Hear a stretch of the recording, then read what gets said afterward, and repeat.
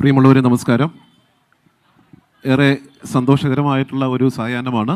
ഇന്നിവിടെ എത്തിച്ചേർന്ന എല്ലാവർക്കും സ്വാഗതം ആശംസിക്കുകയാണ്. 24-ൻ്റെ SKN40 ലഹരിക്കെതിരെയുള്ള പ്രചരണ പരിപാടിയുടെ ഭാഗമായിട്ട് നമ്മുടെ വ്യാപാരി വ്യവസായ ഏകോപന സമിതിയും മറ്റ് നമ്മുടെ നാട്ടിലെ പ്രമുഖ സംഘടനകളുമൊക്കെ ചേർന്നിട്ടാണ് ഇന്നത്തെ ഈ ക്യാമ്പയിൻ സംഘടിപ്പിച്ചിരിക്കുന്നത്. ഇതിലേക്ക് എത്തിച്ചേർന്ന നിങ്ങൾക്ക് ഓരോരുത്തർക്കും ഹൃദയപൂർവ്വം സ്വാഗതം ചെയ്യുകയാണ്. ഇവിടെ എത്തിച്ചേർന്നിട്ടുള്ള വിശിഷ്ട വ്യക്തിത്വങ്ങൾ, വിവിധ സംഘടനകളെ പ്രതിനിധീകരിച്ചിട്ടുള്ള സംഘടനാ ഭാരവാഹികൾ, അതേപോലെ തന്നെ പ്രിയപ്പെട്ട കുട്ടികൾ, രക്ഷകർത്താക്കൾ, എല്ലാവർക്കും ഹൃദയത്തിൻ്റെ ഭാഷയിൽ സ്വാഗതം ആശംസിക്കുന്നു. നമുക്കറിയാം, ഇന്ന് നമ്മൾ നേരിടുന്ന ഏറ്റവും വലിയ വിപത്താണ് ലഹരി എന്ന് പറയുന്നത്. അത് പല രീതിയിൽ നമ്മുടെ കൊച്ചുകുട്ടികൾ മുതൽ അത് എത്തിച്ചേർന്നിരിക്കുകയാണ്. അതിനെ തടയാൻ നമ്മുടെ നാട് ഒന്നുകയാണ്. ഈ നിമിഷത്തിൽ നമ്മളെല്ലാവരും ഒരുമിച്ച് നിന്നാൽ ഏത് ലഹരിയും ഏത് ദുരന്തത്തെയും നമുക്ക് ഈ നമ്മുടെ നാട്ടിൽ നിന്നും നമ്മുടെ ഭൂമുഖത്തു നിന്ന് തന്നെ തുടച്ചു മാറ്റാൻ നമ്മൾ കാണിച്ചിട്ടുള്ളതാണ്, നമ്മൾ പ്രവർത്തിച്ച് കാണിച്ചിട്ടുള്ളതാണ്. അതേപോലെ തന്നെ നമ്മളെല്ലാവരും കൂടെ ഒരുമിച്ച് ഒറ്റക്കെട്ടായിട്ട് നിന്നാൽ ഈ വലിയ മഹാമാരിയായിട്ടുള്ള ലഹരിയെ ഈ നമ്മുടെ നാട്ടിൽ നിന്നും നമ്മുടെ ഭൂമിയിൽ നിന്ന് തന്നെ തുടച്ചു മാറ്റാൻ പറ്റും എന്ന ഉത്തമ വിശ്വാസത്തോടെ ഈ ക്യാമ്പയിനിലേക്ക് എത്തിച്ചേർന്ന എല്ലാവർക്കും ഒരിക്കൽ കൂടി സ്വാഗതം ആശംസിച്ചുകൊള്ളുന്നു. ഏതാനും നിമിഷങ്ങൾക്കുള്ളിൽ തന്നെ നമ്മുടെ പ്രിയപ്പെട്ട SKN ഇവിടെ എത്തിച്ചേരുന്നതാണ്. അതിനു മുമ്പ് കുറച്ച് സമയത്തേക്ക് നിങ്ങൾക്ക് വേണ്ടി ഞാനൊരു ചെറിയ മാജിക് ചെയ്യട്ടെ, ലഹരിയുമായി ബന്ധപ്പെട്ട്. റെഡിയാണോ? എവിടെ എൻ്റെ ആരാധകരൊക്കെ എന്ത് ചെയ്യേ? എവിടെയാ? നമ്മുടെ മക്കളെല്ലാവരും ഉണ്ട്. അപ്പോൾ ലഹരിയുമായിട്ട് ബന്ധപ്പെട്ട് ചെറിയൊരു മാജിക് ചെയ്യാം. എന്നിട്ട് ഒരു മാജിക് ഞാൻ മിച്ചം വയ്ക്കും. എന്തിനാണെന്നറിയാവോ? എന്തിനാ പറയൂ? നമ്മുടെ SKN വരുമ്പോൾ അദ്ദേഹത്തെ കൊണ്ട് നമുക്കൊരു മാജിക് ചെയ്യാം. റെഡി അല്ലേ? Very good. അപ്പോൾ മാജിക്കിലേക്ക് കിടക്കട്ടെ. അപ്പോൾ നല്ലൊരു ഗൈഡ് തന്നേ. ഓക്കെ, ഇത് മാജിക്കല്ല കേട്ടോ, ഇത് എഞ്ചിനീയറിംഗ് ആണ്. കൈയൊന്ന് ഫ്രീ ആക്കാൻ വേണ്ടി ചെയ്യുന്നത് മാത്രമേ ഉള്ളൂ. ഓക്കെ, നമുക്ക് മാജിക്കിലേക്ക് കിടക്കാം. നമുക്കറിയാം, ഒരു മിനിറ്റ് ഞാൻ പറയാൻ വിടാം. നമുക്കറിയാം, നമ്മുടെ ലഹരി എന്ന് പറയുന്നത്, നമ്മുടെ ലഹരി എന്ന് പറയുമ്പോൾ സ്നേഹിച്ച് പറയുന്നതല്ല കേട്ടോ. ലഹരി എന്ന് പറയുന്നത് നമ്മളൊന്ന് തുടങ്ങി വെച്ചാൽ പിന്നീട് നമുക്കത് നിർത്താൻ സാധിക്കില്ല എന്നുള്ള ഒരു ഉദാഹരണം. അതുകൊണ്ട് ഒരു ജസ്റ്റ് അതിനൊരു പ്രതീകം എന്ന നിലയ്ക്ക് ഞാനൊരു മാജിക് നിങ്ങൾക്ക് വേണ്ടി ചെയ്യുകയാണ്. എൻ്റെ കയ്യിലുള്ളത് മൂർച്ചയേറിയ ബ്ലേഡുകളാണ്. ദയവ് ചെയ്ത് കുട്ടികൾ ആരും തന്നെ വീട്ടിൽ പോയി ഇത് ഇമിറ്റേറ്റ് ചെയ്യരുത്. കാര്യം ഇത് നമ്മൾ ആ ലഹരിക്ക് വേണ്ടിയിട്ടുള്ള, ലഹരി നമുക്ക് നിർമ്മാർജ്ജനം ചെയ്യാൻ വേണ്ടി മാത്രം ഒരു പ്രതീകമായിട്ട് കാണിക്കുന്ന ഒരു മാജിക്കാണ്.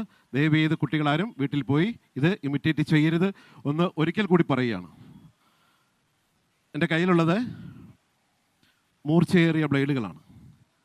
ഇതേപോലെ തന്നെയാണ് ലഹരിയും, അതും വളരെ മൂർച്ചയേറിയതാണ്. ഇത് നമ്മുടെ ഉള്ളിലേക്ക് ചെന്ന് കഴിഞ്ഞാൽ എങ്ങനെ, ഏത് രീതിയിൽ അത് വിപത്തായി മാറുമെന്ന് നമുക്കറിയില്ല. ഞാനിനി ഒരു ലഹരിക്ക് അടിമപ്പെടാൻ പോവുകയാണ്. ഇതൊരു പ്രതീകം മാത്രമാണ്, നിങ്ങളാരും ഇമിറ്റേറ്റ് ചെയ്യരുത്. ലഹരി തുടങ്ങുന്നത് ഇങ്ങനെയാണ്. ചേട്ടാ, മ്യൂസിക്.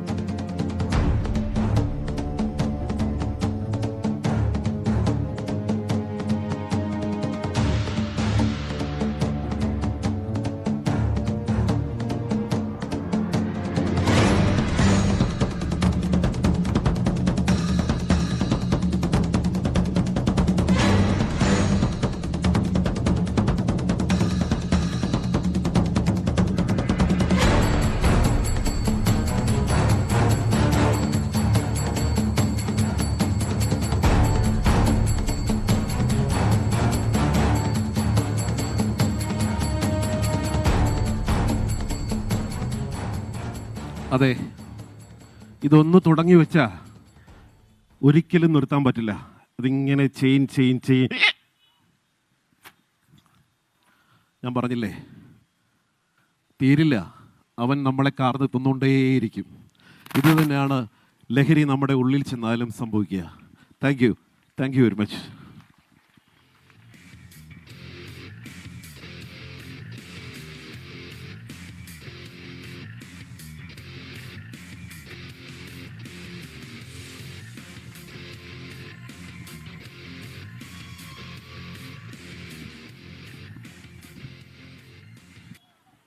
ലഹരി അറിയാലോ അല്ലേ, ഇത്രയും നല്ല അടുക്കും ചിട്ടയായിട്ട് പോകുന്ന സമയത്ത് കുത്തഴിഞ്ഞു പോകുന്ന ഒന്നാണ് നമ്മുടെ ലൈഫ്.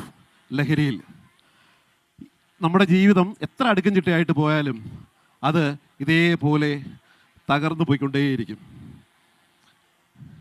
അല്ലേ. നമ്മളൊന്ന് തുടങ്ങിയാൽ മതി, പിന്നീട് ഇത് എങ്ങനെയാണ് പോകുന്നതെന്ന് നമുക്ക് തന്നെ അറിയാൻ പറ്റില്ല. ഇതേപോലെ കുത്തഴിഞ്ഞ് അടുക്കും ചിട്ടയുമില്ലാതെ തകർന്ന് പൊയ്ക്കൊണ്ടേയിരിക്കും. അവിടെ നമുക്ക് വേണ്ടതൊന്നാണ്, നമ്മളെല്ലാവരും കൂടെ ഒരുമിച്ച് ചേർന്ന് അല്ലേ, ഒരുമിച്ച് ചേർന്ന് മുന്നോട്ട് പോയാൽ നമുക്ക് തീർച്ചയായിട്ടും നമ്മുടെ മുദ്രാവാക്യം ഇതായിരിക്കണം.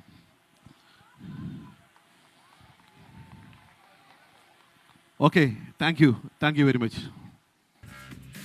അപ്പോൾ എല്ലാവർക്കും ഒരിക്കൽ കൂടി നമ്മുടെ നാട്ടിലേക്ക് സ്വാഗതം.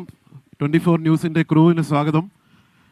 വ്യാപാരി വ്യവസായി ഏകോപന സമിതിയും നിരവധി പൊതുസംഘടനകളും ഒക്കെ ചേർന്നിട്ടാണ് ഇന്നത്തെ ഈ ക്യാമ്പയിൻ സംഘടിപ്പിച്ചിരിക്കുന്നത്. SKൻ്റെ വാർത്താ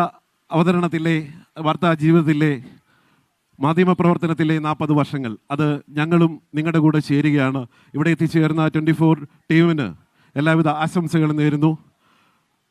ഒരിക്കൽ കൂടി സ്വാഗതം ആശംസിക്കുകയാണ്.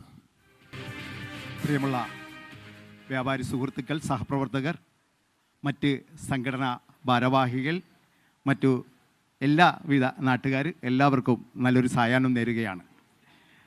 നമ്മുടെ ഇന്നത്തെ ക്യാമ്പയിൻ തുടങ്ങാൻ വേണ്ടി പോവുകയാണ്. ആദ്യമായിട്ട് ഈ ക്യാമ്പയിന് സ്വാഗതം ആശംസിക്കാൻ വേണ്ടി നമ്മുടെ പ്രിയങ്കരനായ വ്യാപാരി വ്യവസായിയുടെ ജനറൽ സെക്രട്ടറിയും നമ്മുടെ പ്രിയപ്പെട്ട സഹോദരനുമായ ശ്രീ എബി തോമസ് അവர்களെ നിങ്ങളുടെ എല്ലാവരുടെയും അനുവാദത്തോടു കൂടി വളരെ സ്നേഹത്തോടെ, വളരെ ആദരവോടെ ക്ഷണിച്ചുകൊള്ളുകയാണ്. പ്രിയമുള്ളവരെ, ഇന്നത്തെ ഈ ഒരു പ്രോഗ്രാം ഇവിടെ നമുക്ക് നടത്തുവാൻ വേണ്ടി സാധിച്ചത് 24 ചാനലിൻ്റെ നമ്മുടെ SKM14 നമ്മുടെ SK ശ്രീകണ്ഠൻ നായരുടെ 40ാമത്, അതായത് നമ്മുടെ മാധ്യമരംഗത്ത് നമുക്കറിയാം, അദ്ദേഹം റേഡിയോയിലൂടെ, ആകാശവാണിയിലൂടെ വന്നു, ഏഷ്യാനെറ്റിലൂടെ ജനപ്രിയനായി, അതിനുശേഷം മറ്റൊരു പല ചാനലിലൂടെ വന്നു. ഇന്ന് ഒരു ചാനലിൻ്റെ മേധാവിയായി നിൽക്കുന്ന അദ്ദേഹത്തിന് 40 വർഷം പിന്നിടുമ്പോൾ ഈ അവസരത്തിൽ നമുക്ക് നമ്മുടെ കൈചൂണ്ടി യൂണിറ്റിന് ഒരു വലിയൊരു വരദാനമായിട്ട് ഇന്ന് അദ്ദേഹത്തെ ഇവിടെ സ്വീകരിക്കുവാനും അദ്ദേഹത്തിൻ്റെ യാത്രയ്ക്ക് ഇന്ന് സമാപനത്തിന് ഇവിടെ എത്തിച്ചേരുന്ന അദ്ദേഹം ഇവിടെ നമ്മുടെ പ്രദേശത്ത് തന്നെയുണ്ട്. അദ്ദേഹത്തിന് തന്നെയാണ് ഞാൻ ആദ്യമായി ഈ വേദിയിലേക്ക് സ്വാഗതം ചെയ്യുന്നത്. തുടർന്ന് നമുക്കിവിടെ നമ്മുടെ ഈ ഒരു പ്രോഗ്രാം ചെറിയ രീതിയിലാണെങ്കിലും അത് ഉദ്ഘാടനം ചെയ്യാനെത്തിയിരിക്കുന്ന നമ്മുടെ ജില്ലാ മജിസ്ട്രേറ്റ് കൂടിയായ പ്രമോദ് മുരളി സാറിനെ ഈ വേദിയിലേക്ക് ഹാർദമായി സ്വാഗതം ചെയ്യുകയാണ്. വ്യാപാരി ഏകോപന സമിതി മാത്രമല്ല, ഇതര സംഘടനകളും ഈ ഒരു പ്രോഗ്രാമുമായിട്ട് ബന്ധപ്പെട്ട് നമുക്കിവിടെ എത്തിച്ചേർന്നിട്ടുണ്ട്. വ്യാപാരി വ്യവസായ ഏകോപന സമിതിയുടെ നമ്മുടെ നോർത്ത് യൂണിറ്റിൻ്റെ പ്രസിഡൻറ്റും സംസ്ഥാന സെക്രട്ടറി അംഗവും നമ്മുടെ ജില്ലാ വൈസ് പ്രസിഡൻറ്റുമായ ശ്രീ സുഭാഷ് അവരെ ഈ പ്രോഗ്രാമിലേക്ക് സ്വാഗതം ചെയ്യുന്നു. അതുപോലെ തന്നെ നമുക്കിവിടെ എത്തിയിരിക്കുന്ന നമ്മുടെ ടൗൺ യൂണിറ്റിൻ്റെ വൈസ് പ്രസിഡൻറ്റ് നമ്മുടെ മുഹമ്മദ് സാറിനെ ഇവിടെ ഈ യൂണിറ്റിലേക്ക്, ഈ പ്രോഗ്രാമിലേക്ക് ഹാർദമായി സ്വാഗതം ചെയ്യുകയാണ്. അതുപോലെ തന്നെ വ്യവസായ സമിതിയുടെ ജില്ലാ പ്രസിഡൻറ്റ് നമ്മുടെ റിയാസ് സാറിനെ ഈ പ്രോഗ്രാമിലേക്ക് ഹാർദമായി സ്വാഗതം ചെയ്യുന്നു. ഇവിടെ നമ്മുടെ ക്ഷണം സ്വീകരിച്ചെത്തിരിക്കുന്ന നമ്മുടെ പള്ളിയിലെ ഇമാം എത്രയും പെട്ടെന്ന് ഇവിടെ എത്തിച്ചേരുന്നതായിരിക്കും. അദ്ദേഹത്തിൻ്റെ അസാന്നിധ്യത്തിലും അദ്ദേഹത്തെ ഈ വേദിയിലേക്ക് ഞാൻ ഹാർദമായി സ്വാഗതം ചെയ്യുന്നു. അതുപോലെ തന്നെ ഇവിടെ എത്തിച്ചേർന്നിരിക്കുന്ന നമ്മുടെ ആചാര്യനായ, ഇദ്ദേഹത്തെ എല്ലാവർക്കും വലിയ പരിചിതമല്ലെങ്കിലും ഇദ്ദേഹം ഒരു നോർത്ത് ഇന്ത്യയിലൊക്കെ ഒരുപാട് ആശ്രമങ്ങളുടെ അധിപനായ ശ്രീ ആചാര്യൻ, അദ്ദേഹം ഒരുപാട് ഗ്രന്ഥങ്ങൾ രചിച്ചിട്ടുണ്ട്. അദ്ദേഹത്തെയും ഈ വേദിയിലേക്ക് ഹാർദമായി സ്വാഗതം ചെയ്യുന്നു. നമ്മുടെ വാർഡ് കൗൺസിലും ചെയർപേഴ്സണുമായ ശ്രീ പ്രേം സാറിനെ ഈ വേദിയിലേക്ക് ഹാർദമായി സ്വാഗതം ചെയ്യുന്നു. ഈ സായനത്തിൽ ഇവിടെ എത്തിച്ചേർന്ന നമ്മുടെ യുവജന വേദിയുടെ റിയാസ്, അദ്ദേഹം ഇവിടെ ഉണ്ട്, അദ്ദേഹത്തെ ഹാർദമായി സ്വാഗതം ചെയ്യുന്നു. സാക്സ് ക്ലബ്ബുമായിട്ട് ബന്ധപ്പെട്ട് ഈ വായനശാലയെ ബന്ധപ്പെട്ട് നമ്മുടെ ജോബി ഇവിടെയുണ്ട്. ജോബി സാറിനെ ഇതിലേക്ക് സ്വാഗതം ചെയ്യുകയാണ്. പിന്നെ ഈ സമയങ്ങളിൽ ഇവിടെ എത്തിച്ചേർന്ന നിങ്ങളെ ഓരോരുത്തരെയും ഹാർദമായ രീതിയിൽ ഈ വേദിയിലേക്ക് സ്വാഗതം ചെയ്യുന്നു. Thank you. നമ്മുടെ പ്രോഗ്രാം സ്റ്റാർട്ട് ചെയ്യാനായിട്ട് 24-ൻ്റെ ചാനലിലെ അവരെ ഞാൻ ഈ മൈക്ക് കൈമാറുകയാണ്.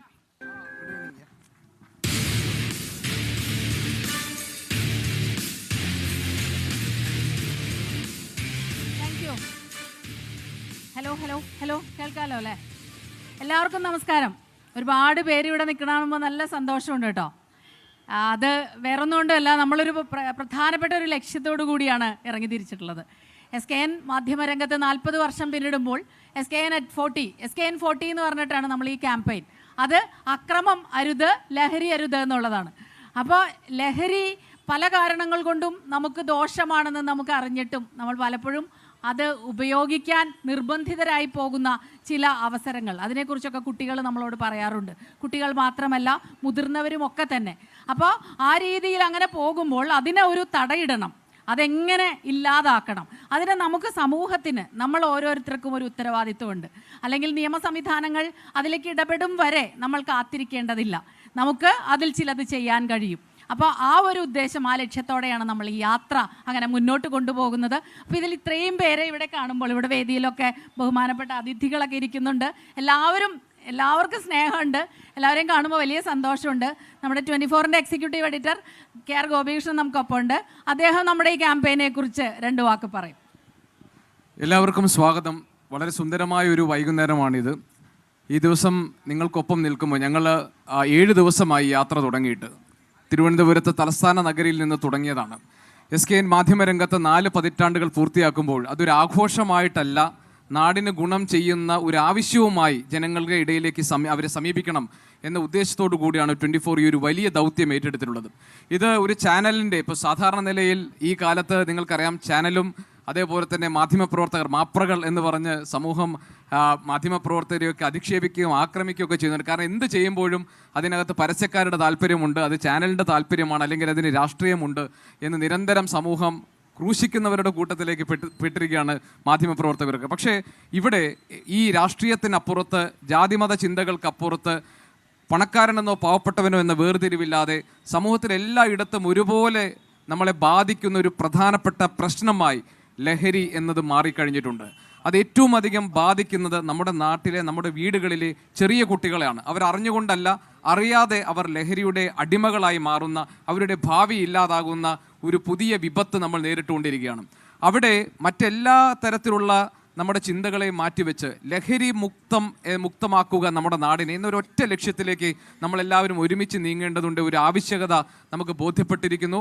അതിൻ്റെ ഭാഗമായിട്ടാണ് തിരുവനന്തപുരം മുതൽ കാസർഗോഡ് വരെ നീളുന്ന ഒരു വലിയ യാത്ര കേരളത്തിൻ്റെ നഗരപ്രദേശങ്ങളിലൂടെയും ഗ്രാമങ്ങളിലൂടെയും വീടുകൾ കയറിയും അമ്മമാരെ കണ്ടും രക്ഷിതാക്കളെ കണ്ടും അധ്യാപകരെ കണ്ടും അങ്ങനെ ഭരണ സംവിധാനത്തിൻ്റെ ഒക്കെ ഭാഗങ്ങളായി നിൽക്കുന്നവരെ ഒക്കെ കണ്ടുകൊണ്ട് കേരളം ഇന്ന് നേരിടുന്ന ഈ മഹാവിപത്തിനെതിരെ എങ്ങനെയാണ് നമുക്ക് ഒന്നിച്ചു നിൽക്കാൻ കഴിയുക, എങ്ങനെയാണ് നമുക്കൊരു കർമ്മ പദ്ധതി രൂപീകരിക്കാൻ കഴിയുക, എങ്ങനെയാണ് നമുക്ക് എല്ലാ തരത്തിലുള്ള വ്യത്യാസങ്ങളെയും മറന്ന് ലഹരിക്കെതിരെ പോരാടാൻ കഴിയുക.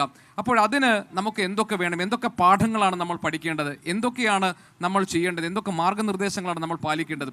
ഇത് ജനങ്ങളെ നേരിട്ട് കണ്ട് നിങ്ങളെ ബോധ്യപ്പെടുത്തുകയും നിങ്ങളിൽ നിന്നുള്ള ആശയങ്ങൾ ഉൾക്കൊണ്ടുകൊണ്ട് ഇത് സർക്കാർ തലങ്ങളിൽ സംവിധാനങ്ങളിൽ, ഭരണ സംവിധാനങ്ങൾ അറിയിക്കുകയുമാണ് ഞങ്ങളുടെ ദൗത്യത്തിൻ്റെ പ്രധാനപ്പെട്ട ഉദ്ദേശം.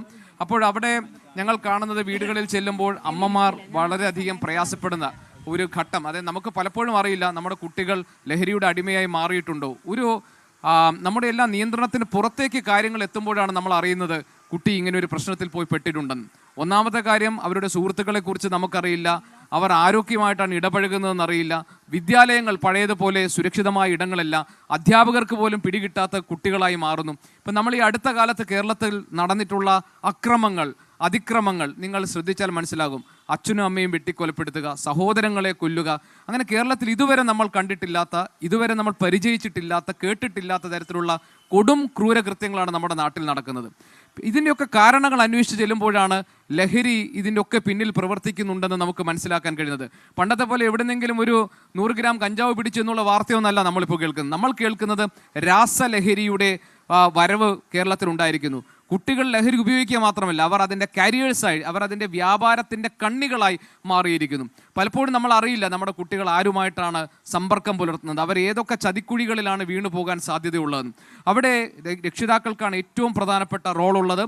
നമ്മൾ കുട്ടികളെ നിരന്തരം അവരെ വളരെ വാത്സല്യത്തോടു കൂടിയും സ്നേഹത്തോടു കൂടിയും അവരെ നമ്മുടെ ജീവിതത്തിൻ്റെ ഭാഗമാക്കി നിർത്തുക. അവരുടെ സമ്പർക്കങ്ങൾ, അവരുടെ ഇടപഴകലുകൾ ആരുമായാണെന്ന് നമ്മൾ ശ്രദ്ധിക്കുക.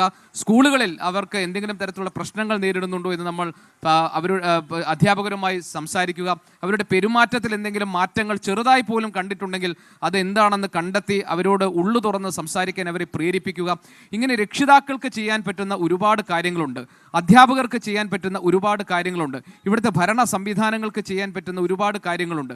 അപ്പോൾ നമ്മളെല്ലാവരും ഒരുമിച്ച് നിൽക്കുമ്പോൾ മാത്രമേ ലഹരി എന്ന ഈ മഹാവിപത്തിനെതിരെ നമുക്ക് അണിനിരക്കാൻ കഴിയൂ. അങ്ങനെ ഒരു ഉദ്യമത്തിന്, അങ്ങനെ ഒരു ചലഞ്ച് ഏറ്റെടുത്തുകൊണ്ടാണ് 24 SKN40യുടെ ഭാഗമായി കേരളത്തിലുടനീളം സഞ്ചരിച്ചുകൊണ്ട് ലഹരിക്കെതിരായിട്ടുള്ള ഞങ്ങളുടെ ക്യാമ്പയിൻ ആരംഭിച്ചിരിക്കുന്നത്. അത് ജനങ്ങളെ കൂടുതൽ ബോധവാന്മാരാക്കുക, ജനങ്ങളെ ഊർജ്ജസ്വലരായി വലിയ ജനകീയ പ്രതിരോധം ഉണ്ടാവുക. എവിടെയാണോ നമുക്ക് ലഹരിയുടെ അംശമുണ്ടെന്ന് നമുക്ക് ബോധ്യപ്പെടുന്നത് അവരെ നിയമത്തിന് മുന്നിൽ കൊണ്ടുവരിക, അവരെ നേരിടാൻ വേണ്ടി നമ്മളെല്ലാവരും കൈകോർത്ത് നിൽക്കുക. ഇതാണ് നമ്മുടെ ഉദ്യമത്തിൻ്റെ ലക്ഷ്യം. അതിന് ഈ നാട്ടിലെ ജനങ്ങൾ അതിനെ പിന്തുണയ്ക്കുന്നു. നിങ്ങൾ ഞങ്ങൾക്കൊപ്പം ഉണ്ട് എന്നതിൻ്റെ ഏറ്റവും വലിയ തെളിവായി ഈ ഞായറാഴ്ച ഈ തടിച്ചുകൂടിയിരിക്കുന്ന ജനങ്ങൾ അതിന് സാക്ഷ്യം പറയുകയാണ്. അതുകൊണ്ട് നിങ്ങളുടെ എല്ലാ പിന്തുണയ്ക്കും എല്ലാ സ്നേഹത്തിനും നന്ദി പറയുന്നു. നമുക്ക് ഒരുമിച്ച് പോരാടാനുള്ളതാണ് ഇനിയുള്ള ദിവസങ്ങൾ. അതിന് നിങ്ങളുടെ ധാർമ്മികമായ പിന്തുണ ഉണ്ടാകും എന്ന് ഞങ്ങൾ ഉറപ്പിക്കുകയാണ്. SKN അല്പസമയത്തിനകം തന്നെ ഈ വേദിയിൽ എത്തും. ഈ വേദിയിൽ വിശിഷ്ടരായ വ്യക്തികൾ ഇരിക്കുന്നുണ്ട്. അവർക്ക് എന്തൊക്കെ ക്രിയാത്മകമായ നിർദ്ദേശങ്ങൾ മുന്നോട്ട് വെക്കാനുണ്ട് എന്ന് നമുക്ക് നോക്കാം. അതുപോലെ തന്നെ രക്ഷിതാക്കൾക്ക് പറയാനുള്ളതൊക്കെ നമുക്ക് കേൾക്കാം. അല്ലേ സ്മിത? Thank you. ഇവിടെ ഒരുപാട് പേര് വന്നിട്ടുണ്ട്. നമ്മൾ ഈ ഒരു ക്യാമ്പയിൻ തുടങ്ങിയപ്പോൾ മുതൽ നമ്മൾ കണ്ട ഒരു കാര്യം, ഏത് കാര്യത്തിന് വേണ്ടി നമ്മൾ നിൽക്കുമ്പോഴും ഏതെങ്കിലും ഒരു പ്രത്യേക വിഭാഗത്തിലെ ആളുകൾ അതിൽ താല്പര്യത്തോടു കൂടി മുന്നോട്ട് വരും. അതിപ്പോൾ രാഷ്ട്രീയമാകട്ടെ, ചില രാഷ്ട്രീയ പാർട്ടികൾ വരും, ചിലർ മാറി നിൽക്കും. അതുപോലെ സമൂഹത്തിൻ്റെ ഏത് മേഖലയിൽ നോക്കിയാലും. പക്ഷേ ഇവിടെ അങ്ങനെയല്ല. ഒരു ജാതി മത വ്യത്യാസമോ ആ രീതിയിലുള്ള യാതൊരു വ്യത്യാസങ്ങളും ഇല്ല, വേർതിരിവുകളുമില്ല.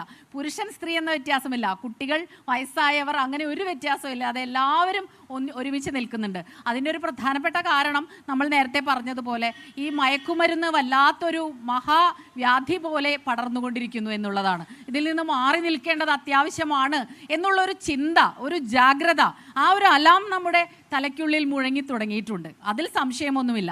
ഓരോ ദിവസവും ഞങ്ങൾ മാധ്യമങ്ങൾ വാർത്ത കൊടുക്കുമ്പോൾ, കൊലപാതകത്തിൻ്റെ വാർത്തകൾ, അക്രമങ്ങളുടെ വാർത്തകളൊക്കെ കൊടുക്കുമ്പോൾ എല്ലാവരും ചോദിക്കും ഇതിനു മാത്രം എന്തുകൊണ്ട് കൂടിയെന്ന്. അതിൻ്റെ ഏറ്റവും പ്രധാനപ്പെട്ട വില്ലൻ മയക്കുമരുന്നാണ്. മാരകമായ രാസലഹരിയൊക്കെയാണുള്ളത്. പണ്ടത്തെ പോലെ കുറച്ച് കള്ളു കുടിച്ചു, കുറച്ച് വഴക്കുണ്ടാക്കി, വലിയ പ്രശ്നങ്ങളില്ലാതെ അപ്പോഴും ദുരിതങ്ങൾ അനുഭവിച്ചിരുന്നവരുണ്ട്. ഇല്ലയെന്നല്ല, എല്ലാ ലഹരികളും പ്രശ്നം തന്നെയാണ്. നമ്മുടെ ജീവിതം തന്നെയാകണം ലഹരി. നമ്മുടെ ജീവിതം ആസ്വദിക്കുന്നുണ്ടോ ഈ ലഹരിക്ക് അടിമപ്പെട്ടു പോയവർ? ഒരു ദിവസത്തിൽ എത്ര സമയം അവർ ബോധത്തോടു കൂടി ഇരിക്കുന്നുണ്ട്? അപ്പോൾ ആ രീതിയിലുള്ള ഒരു ബോധവൽക്കരണം. ഒപ്പം തന്നെ നമുക്ക് പെട്ടുപോയാൽ അതിൽ നിന്ന് രക്ഷപ്പെടാൻ മാർഗങ്ങളില്ല എന്ന് കരുതി വിഷമിക്കുന്നവർക്ക് അങ്ങനെയല്ല. അത് നിങ്ങൾക്ക് അതിൽ നിന്ന് പുറത്ത് കടക്കാം. അതിനുള്ള മാർഗങ്ങളുണ്ട്, അതിനുള്ള ശാസ്ത്രീയ മാർഗങ്ങളുണ്ട്, ചികിത്സാ സൗകര്യങ്ങളുണ്ട്. നമ്മൾ സമൂഹത്തിൽ നിന്ന് അവരെ ഒറ്റപ്പെടുത്തില്ല എന്നുള്ള ഉറപ്പുണ്ട്. അധ്യാപകരാണെങ്കിലും കുട്ടികളെ, വിദ്യാർത്ഥികളെ ചേർത്ത് പിടിക്കും തുറന്നു പറഞ്ഞാൽ. അങ്ങനെ ഒരു ഉറപ്പ് നമ്മൾ അവരിൽ നിന്ന് വാങ്ങുന്നുണ്ട്. അങ്ങനെയാണ് നമ്മൾ ഈ ക്യാമ്പയിൻ മുന്നോട്ട് കൊണ്ടുപോകുന്നത്. ഒരുപാട് പേർ വന്നിരിക്കുമ്പോൾ തന്നെ നമുക്കറിയാം എല്ലാ തുറകളിൽ നിന്നുമുള്ളവർ നമ്മുടെ സ്റ്റേജിലും പുറത്തുമായിട്ട് ഇരിക്കുന്നുണ്ടെന്ന് നമുക്കറിയാം. ഇവിടുത്തെ ജില്ലാ ജഡ്ജാണ് പ്രമോദ് മുരളി എന്നാണ് അദ്ദേഹത്തിൻ്റെ പേര്. അദ്ദേഹമാണ് ഈ പരിപാടി ഒരു ഔദ്യോഗികമായി ഉദ്ഘാടനം ചെയ്യാൻ എത്തിയിട്ടുള്ളത്. SKN വരുമ്പോഴേക്കും അദ്ദേഹത്തിൻ്റെ വാക്കുകൾ നമുക്ക് കേൾക്കാമെന്ന് തോന്നുന്നു. Welcome sir.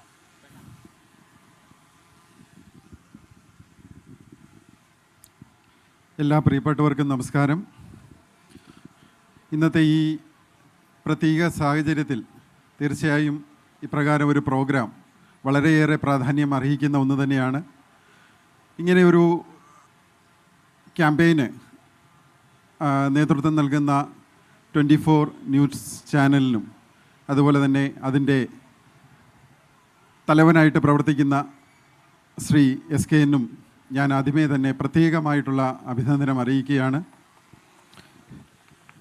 ഈ ക്യാമ്പയിൻ നമുക്ക് തീർച്ചയായിട്ടും ഓരോരുത്തർക്കും ഏറ്റെടുത്ത് മുന്നോട്ട് കൊണ്ടുപോകേണ്ടതായിട്ടുണ്ട്.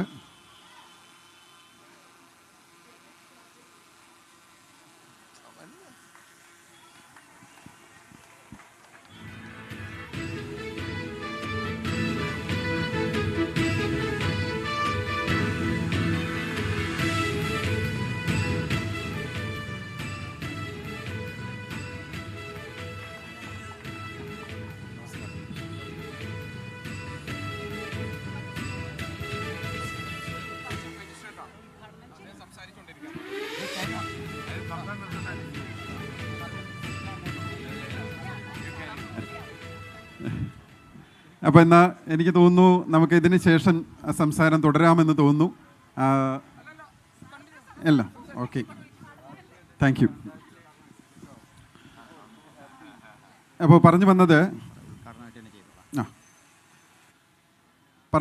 തീർച്ചയായിട്ടും 24 ചാനലും അതുപോലെ തന്നെ ആ ഒരു ചാനലിൻ്റെ തലവനായിട്ട് പ്രവർത്തിക്കുന്ന ശ്രീ SKNനും ചേർന്ന് ഏറ്റെടുത്തിരിക്കുന്ന ഈ ഉദ്യമം തീർച്ചയായിട്ടും നമുക്ക് ഓരോരുത്തർക്കും ഏറ്റവും പ്രചോദനം നൽകുന്നതും അതുപോലെ തന്നെ നമ്മൾ ഓരോരുത്തരും ഏറ്റെടുത്ത് മുന്നോട്ട് കൊണ്ടുപോകേണ്ട ഒരു കാര്യവും തന്നെയാണെന്ന് ഞാൻ പ്രത്യേകമായിട്ട് ഓരോരുത്തരെയും ഓർമ്മിപ്പിക്കുകയാണ്. വലിയൊരു വിപത്താണ് ഈ ലഹരി മൂലം നമ്മുടെ നാടിൻ്റെ വിവിധ ഭാഗങ്ങളിൽ നടക്കുന്ന ഒട്ടേറെ സംഭവങ്ങൾ സൂചിപ്പിക്കുന്നത്. പല ക്രൈമുകളുടെയും പിന്നിൽ ലഹരിയാണെന്ന് റിപ്പോർട്ടുകൾ സൂചിപ്പിക്കുന്നു. ഒരു സമയത്ത് പൊതുനിരത്തുകളിൽ അല്ലെങ്കിൽ പബ്ലിക്കിൽ മാത്രം കണ്ടുവന്നിരുന്ന ക്രൈമുകൾ ഇപ്പോൾ വീടിൻ്റെ അകത്ത് പോലും പലർക്കും സമാധാനത്തോടു കൂടി അല്ലെങ്കിൽ സേഫായിട്ട് ജീവിക്കാൻ പറ്റാത്ത സാഹചര്യങ്ങളിലേക്ക് കൊണ്ടുചെന്ന് എത്തിച്ചിരിക്കുകയാണ്. പല വീടുകളിലും അമ്മമാരും മറ്റുള്ളവരും വളരെ ഭീതിയോടെയാണ് കഴിയുന്നത്. കാരണം പല മക്കളും വഴിതെറ്റി ലഹരിയുടെ പിന്നാലെ പോകുന്നത് മൂലം കുടുംബങ്ങൾ പ്രതിസന്ധിയിലായിരിക്കുകയാണ്. അപ്പോൾ തീർച്ചയായിട്ടും ഞാൻ ഒരു നിയമ സംവിധാനത്തിൻ്റെ ഭാഗമായിട്ട് പ്രവർത്തിക്കുന്നത് കൊണ്ട് തന്നെ ബഹുമാനപ്പെട്ട സുപ്രീം കോടതിയുടെ ഭാഗമായിട്ട് നാഷണൽ ലീഗൽ സർവീസസ് അതോറിറ്റിയുടെ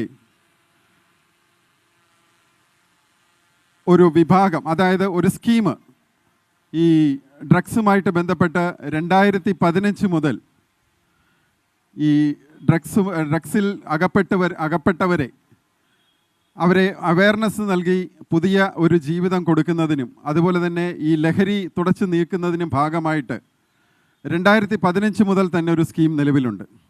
ഇതിൻ്റെ പിന്തുടർച്ചയായിട്ട് ബഹുമാനപ്പെട്ട കേരള ഹൈക്കോടതിയുടെ ഭാഗമായി പ്രവർത്തിക്കുന്ന കേരള സ്റ്റേറ്റ് ലീഗൽ സർവീസസ് അതോറിറ്റിയുടെ റീകണക്റ്റിംഗ് യൂത്ത് എന്നുള്ള സ്കീം ഞങ്ങൾ ഏറ്റെടുത്ത് മുന്നോട്ട് കൊണ്ടുപോവുകയാണ്. ഇവിടെ ആലപ്പുഴ ജില്ലാ ലീഗൽ സർവീസസ് അതോറിറ്റിയുടെ ഭാഗമായിട്ട് ഈ സ്കീമും അതോടൊപ്പം തന്നെ മറ്റു പല സ്കീമുകളും ഞങ്ങൾക്ക് മുന്നോട്ട് കൊണ്ടുപോകാനായിട്ട് കഴിയുന്നുണ്ട്. ഈ ലഹരിയുമായിട്ട് പ്രധാനമായും എനിക്ക് പറയാനുള്ളത് 8ാം ക്ലാസ് മുതൽ 12ാം ക്ലാസ് വരെയുള്ള കുട്ടികൾക്ക് വേണ്ടിയിട്ട് അവരെ ശരിയായ ബോധവൽക്കരണം നൽകി പൊതുസമൂഹത്തിലേക്ക് നല്ല മനുഷ്യരായിട്ട് കൊണ്ടുവരുന്നതിൻ്റെ പദ്ധതിയുടെ ഭാഗമായി സംവാദ എന്നുള്ള പേരിൽ ഞങ്ങളൊരു സ്കീം നടത്തിക്കൊണ്ടിരിക്കുകയാണ്. അപ്പോൾ ആലപ്പുഴയിലെ തന്നെ ഏകദേശം 50ഓളം സ്കൂളുകളിലെ കുട്ടികൾ ഈ സ്കീമിൻ്റെ ഭാഗമായിട്ട് ആലപ്പുഴ ജില്ലാ കോടതിയിൽ വന്നു പോവുകയുണ്ടായി. കൃത്യമായും ഇവരെ ഒരു ബോധവൽക്കരണം നൽകി നിയമത്തെക്കുറിച്ചുള്ള പാഠങ്ങൾ നൽകി ഇവരെ കോടതി നടപടിക്രമങ്ങൾ കാണിച്ച് ബഹുമാനപ്പെട്ട ജഡ്ജസുമായിട്ട് സംസാരിക്കുന്നതിന് വേണ്ടിയിട്ടുള്ള അവസരങ്ങൾ നൽകി അവർക്ക് വേണ്ട ലൈഫ് സ്കിൽസ് നൽകിയിട്ടാണ് ഞങ്ങൾ ഇവരെ യാത്രയാക്കുന്നത്. വളരെ നല്ല ഒരു ഫീഡ്ബാക്കാണ് ഈ ഒരു പ്രോഗ്രാമിനെ കുറിച്ച് ഞങ്ങൾക്ക് ലഭിച്ചുകൊണ്ടിരിക്കുന്നത്.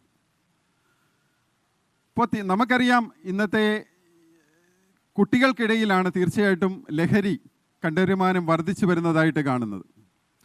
കാരണം അത് അവരുടെ ഒരു അപക്വമായിട്ടുള്ള സ്വഭാവ സവിശേഷത കൊണ്ട് തന്നെയാണെന്ന് പറയാം, ഒരു മെച്യൂരിറ്റി കുറവ്. അപ്പോൾ ആ ഒരു പ്രായത്തെ ചൂഷണം ചെയ്താണ് ഇതുപോലുള്ള മാഫിയകൾ പ്രവർത്തിക്കുന്നത്.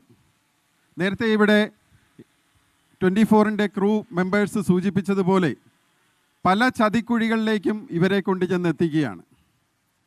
ആദ്യം ഒരു കൗതുകത്തിൻ്റെ പേരിൽ തുടങ്ങി പിന്നീട് ഇത് നിർത്താൻ പറ്റാത്ത അവസ്ഥയിലേക്ക് കുട്ടികളെ കൊണ്ടുചെന്ന് എത്തിക്കുന്നു.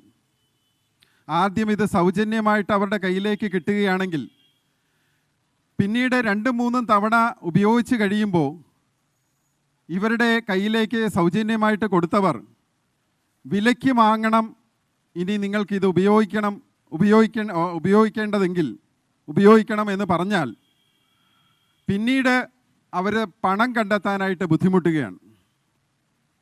ഈ പണം കണ്ടെത്തുന്നതിന് അവരുടെ മുമ്പിലുള്ള ഏകമാർഗം ഒന്നുകിൽ ഏതെങ്കിലും ഒരു ക്രൈമിലേക്ക്, പിടിച്ചുപറി, മോഷണം ഇതുപോലുള്ള ക്രിമിനൽ സ്വഭാവങ്ങളിലേക്ക് കടക്കുക, അല്ലെങ്കിൽ ഈ ലഹരിയുടെ തന്നെ കാരിയേഴ്സായിട്ട് പ്രവർത്തിക്കുക എന്നുള്ളതാണ്. അപ്രകാരം കാരിയേഴ്സായിട്ടും ക്രിമിനൽസായിട്ടും മാറുന്നതിലൂടെ ഇവർ സ്വയമേ ലഹരി ഉപയോഗിക്കുന്നതോടൊപ്പം സമൂഹത്തിലെ സാമൂഹ്യ വിരുദ്ധരായിട്ട് മാറുകയാണ്. ഈ അടുത്ത കാലത്ത് നടന്ന പല അനിഷ്ട സംഭവങ്ങളും ഇതിൻ്റെ എല്ലാം ഒരു ഉത്തമമായിട്ടുള്ള ഉദാഹരണമാണ്. അപ്പോൾ തീർച്ചയായിട്ടും ഈ ഒരു ഉദ്യമം, ലഹരിക്കെതിരെയുള്ള ഈ ഒരു പ്രോഗ്രാം ഏറ്റവും പ്രാധാന്യം അർഹിക്കുന്ന ഒന്ന് തന്നെയാണ്. നമുക്ക് ഓരോരുത്തർക്കും ഈ ഒരു പദ്ധതി ഏറ്റെടുത്ത് മുന്നോട്ട് കൊണ്ടുപോകേണ്ടതായിട്ടുണ്ട്. അതോടൊപ്പം തന്നെ എനിക്ക് പറയാനുള്ള മറ്റൊന്ന്, കുട്ടികളുടെ തെറ്റുകുറ്റങ്ങൾ കണ്ടാൽ തീർച്ചയായിട്ടും അവരെ ഗുണദോഷിക്കുന്നതിനും അവരെ നേരെ കൊണ്ടുവരുന്നതിനും വേണ്ടിയിട്ട് നമ്മുടെ സ്കൂളുകളിലെ അധ്യാപകർക്ക് അവസരം നൽകുക എന്നുള്ളതാണ്. പലപ്പോഴും കണ്ടുവരുന്ന ഒരു പ്രശ്നം, ഇങ്ങനെ കുട്ടികളെ അവരെ അച്ചടക്കത്തോടുകൂടി കൊണ്ടുവരുന്നതിന് വേണ്ടിയിട്ട് പരിശ്രമിക്കുമ്പോൾ പലപ്പോഴും അവരെ വഴക്ക് പറയേണ്ടതായിട്ടോ അല്ലെങ്കിൽ ഒന്ന് ശാസിക്കേണ്ടതായിട്ടോ അധ്യാപകർക്ക് വരാം. പക്ഷേ ആ സമയങ്ങളിൽ പല രക്ഷകർത്താക്കളും സ്കൂളിൽ ചെല്ലുകയും അധ്യാപകർക്ക് നേരെ കയർക്കുകയും അതിനെ ചോദ്യം ചെയ്യുകയും പിന്നീട് അത് കേസുകളിലേക്ക് പോലും എത്തിക്കുന്ന അവസ്ഥയുണ്ടാകുന്നു. തീർച്ചയായിട്ടും ഇതിനൊരു മാറ്റം ആവശ്യമാണ്. കാരണം ഓരോ കുട്ടികളും ജീവിതത്തിൻ്റെ അവരുടെ നല്ലൊരു സമയം സ്പെൻഡ് ചെയ്യുന്നത് സ്കൂളുകളിലാണ്. പ്രത്യേകിച്ച് ജോലിയുള്ള അച്ഛനമ്മമാരാണെങ്കിൽ രാവിലെ കുട്ടികളെ സ്കൂളിലേക്കാക്കി തിരിച്ച് അവർ വീട്ടിലെത്തുമ്പോൾ അവരോട് സംസാരിക്കാൻ പോലും ഒരു പക്ഷേ അവരുടെ രക്ഷകർത്താക്കൾക്ക് കഴിഞ്ഞെന്ന് വരില്ല. അവർ ജോലി ചെയ്തതിൻ്റെ ക്ഷീണത്തിലും വീട്ടിൽ വന്ന ശേഷമുള്ള മറ്റ് തിരക്കുകളിലും വ്യാപൃതരാകുമ്പോൾ കുട്ടികൾക്ക് രാവിലെ സ്കൂളിലേക്ക് പോയി തിരിച്ച് വീട്ടിലെത്തുന്നത് വരെ എന്ത് സംഭവിച്ചു എന്ന് മനസ്സിലാക്കാനായിട്ട് കഴിയുന്നില്ല. അപ്പോൾ ഇതിനെക്കുറിച്ചൊക്കെ തീർച്ചയായിട്ടും അറിയാവുന്ന നമ്മുടെ അധ്യാപകർക്ക് അതിനുള്ളൊരവസരം നിങ്ങൾ ഓരോരുത്തരും നൽകുക. അവരെ പഠിച്ച് നല്ല കുട്ടികളായിട്ട്, നല്ല പൗരന്മാരായിട്ട് നമ്മുടെ പൊതുസമൂഹത്തിലേക്ക് വരട്ടെ. എല്ലാ കാര്യങ്ങളും ചോദ്യം ചെയ്യുക എന്നുള്ളത് നമുക്ക് ചേർന്നതല്ല. ഇതിനെ ഒരു ബാലൻസ്ഡ് രീതിയിൽ കാണുക. ചോദ്യം ചെയ്യേണ്ടതായിട്ടുള്ള ഒരു പ്രവൃത്തിയോ പെരുമാറ്റമോ സ്കൂൾ അധികൃതരുടെ ഭാഗത്തു നിന്നുണ്ടായാൽ തീർച്ചയായിട്ടും നമുക്ക് നിയമം അതിന് അനുവദിക്കുന്നുണ്ട്. പക്ഷേ അതോടൊപ്പം തന്നെ നമ്മുടെ കുട്ടികളെ നേരായ വഴിക്ക് നയിക്കുന്ന നമ്മുടെ അധ്യാപകരെ അവരുടെ ഓരോ പ്രവൃത്തിയും പെരുമാറ്റവും ചോദ്യം ചെയ്യാൻ നിന്ന് കഴിഞ്ഞാൽ നമുക്ക് നമ്മുടെ കുട്ടികളെ തന്നെയായിരിക്കും നഷ്ടപ്പെടുന്നത്. ആ ഒരു വസ്തുത കൂടി ഞാൻ നിങ്ങളെ ഓരോരുത്തരെയും ഓർമ്മിപ്പിക്കുകയാണ്. എന്തായാലും ഇങ്ങനെ ഒരു പ്രോഗ്രാമിൻ്റെ ഭാഗമായി ആലപ്പുഴ ജില്ലാ ലീഗൽ സർവീസസ് അതോറിറ്റി സെക്രട്ടറി എന്നുള്ള രീതിയിൽ പങ്കെടുക്കാൻ കഴിഞ്ഞതിൽ ഞാൻ വളരെ സന്തോഷം അറിയിക്കുകയാണ്. ഈ ഒരു ഉദ്യമം ഇനിയും വളരെ നല്ല രീതിയിൽ തന്നെ മുന്നോട്ട് പോകട്ടെ എന്ന് ആശംസിക്കുന്നു. ഇതിന് എല്ലാവിധ വിജയവും നേരുകയാണ്. എനിക്ക് തോന്നുന്നു SKN ടീമിൻ്റെയും ആലപ്പുഴ നഗരത്തിലേക്കുള്ള അടുത്ത സമയത്തുള്ള രണ്ടാമത്തെ വരവാണെന്ന് തോന്നുന്നു. എനിക്ക് തോന്നുന്നു പുന്നമട വള്ളംകളിയുമായിട്ട് ബന്ധപ്പെട്ട് അദ്ദേഹവും ടീമും വന്ന് വളരെ നല്ല രീതിയിൽ ഒരു ദൃക്സാക്ഷി വിവരണമൊക്കെ നൽകുകയുണ്ടായി. അപ്പോൾ അത് അദ്ദേഹത്തിൻ്റെ രണ്ടാമത്തെ വരവാണെന്ന് ഞാൻ വിശ്വസിക്കുകയാണ്. എല്ലാവിധ ഭാവുകങ്ങളും 24 ന്യൂസ് ചാനലിന് നേരുകയാണ്. ഏവരുടെയും അനുവാദത്തോടുകൂടി ഈ പ്രോഗ്രാം ഉദ്ഘാടനം ചെയ്തതായിട്ട് പ്രഖ്യാപിക്കുന്നു. ഇതിന് ചുക്കാൻ പിടിച്ച ആലപ്പുഴയിലെ വ്യാപാരി വ്യവസായ മേഖലയിൽ പ്രവർത്തിക്കുന്ന എല്ലാവർക്കും പ്രത്യേകമായിട്ടുള്ള ആശംസയും നന്ദിയും അറിയിക്കുകയാണ്. അതോടൊപ്പം തന്നെ ഈ പ്രോഗ്രാമിൽ പങ്കെടുക്കാനായിട്ട് ഇവിടെ എത്തിച്ചേർന്നിട്ടുള്ള കുട്ടികളായിട്ടുള്ളവർക്കും രക്ഷകർത്താക്കൾക്കും മറ്റെല്ലാ സഹോദരീ സഹോദരന്മാർക്കും നന്ദി അറിയിക്കുന്നു, സന്തോഷമറിയിക്കുന്നു. ഈ പുണ്യനാളുകളിൽ നിങ്ങൾക്ക് ഏവർക്കും മുൻകൂട്ടി തന്നെ പെരുന്നാൾ ആശംസകളും നേരുന്നു. എല്ലാവർക്കും നന്ദി, നമസ്കാരം, Jai Hind. Thank you sir. നിങ്ങളെല്ലാവരും കാത്തിരിക്കുന്നത് SKൻ്റെ വാക്കുകൾ കേൾക്കാനായിരിക്കും. എല്ലാവരുടെയും വാക്കുകൾ ഒരുപോലെ തന്നെയാണ്. പക്ഷേ ആദ്യം SKൻ്റെ വാക്കുകൾ കേൾക്കാം നമുക്ക്, അല്ലേ? അത് കഴിഞ്ഞ് മറ്റ് അതിഥികളിലേക്ക് പോവാം, അല്ലേ? വേദിയിലുള്ള പ്രഗത്ഭരെ, ശബ്ദമൊക്കെ ഒരു പരിവായി തുടങ്ങി കേട്ടോ. എനിക്കറിയാം നിങ്ങൾ ഈ പ്രശ്നത്തെ വളരെ ഗൗരവമായിട്ട് കാണുന്നുണ്ട് എന്ന്.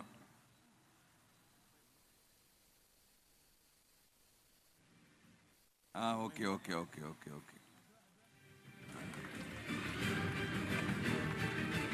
അങ്ങനെ കിട്ടാൽ മതി, കുഴപ്പമില്ല.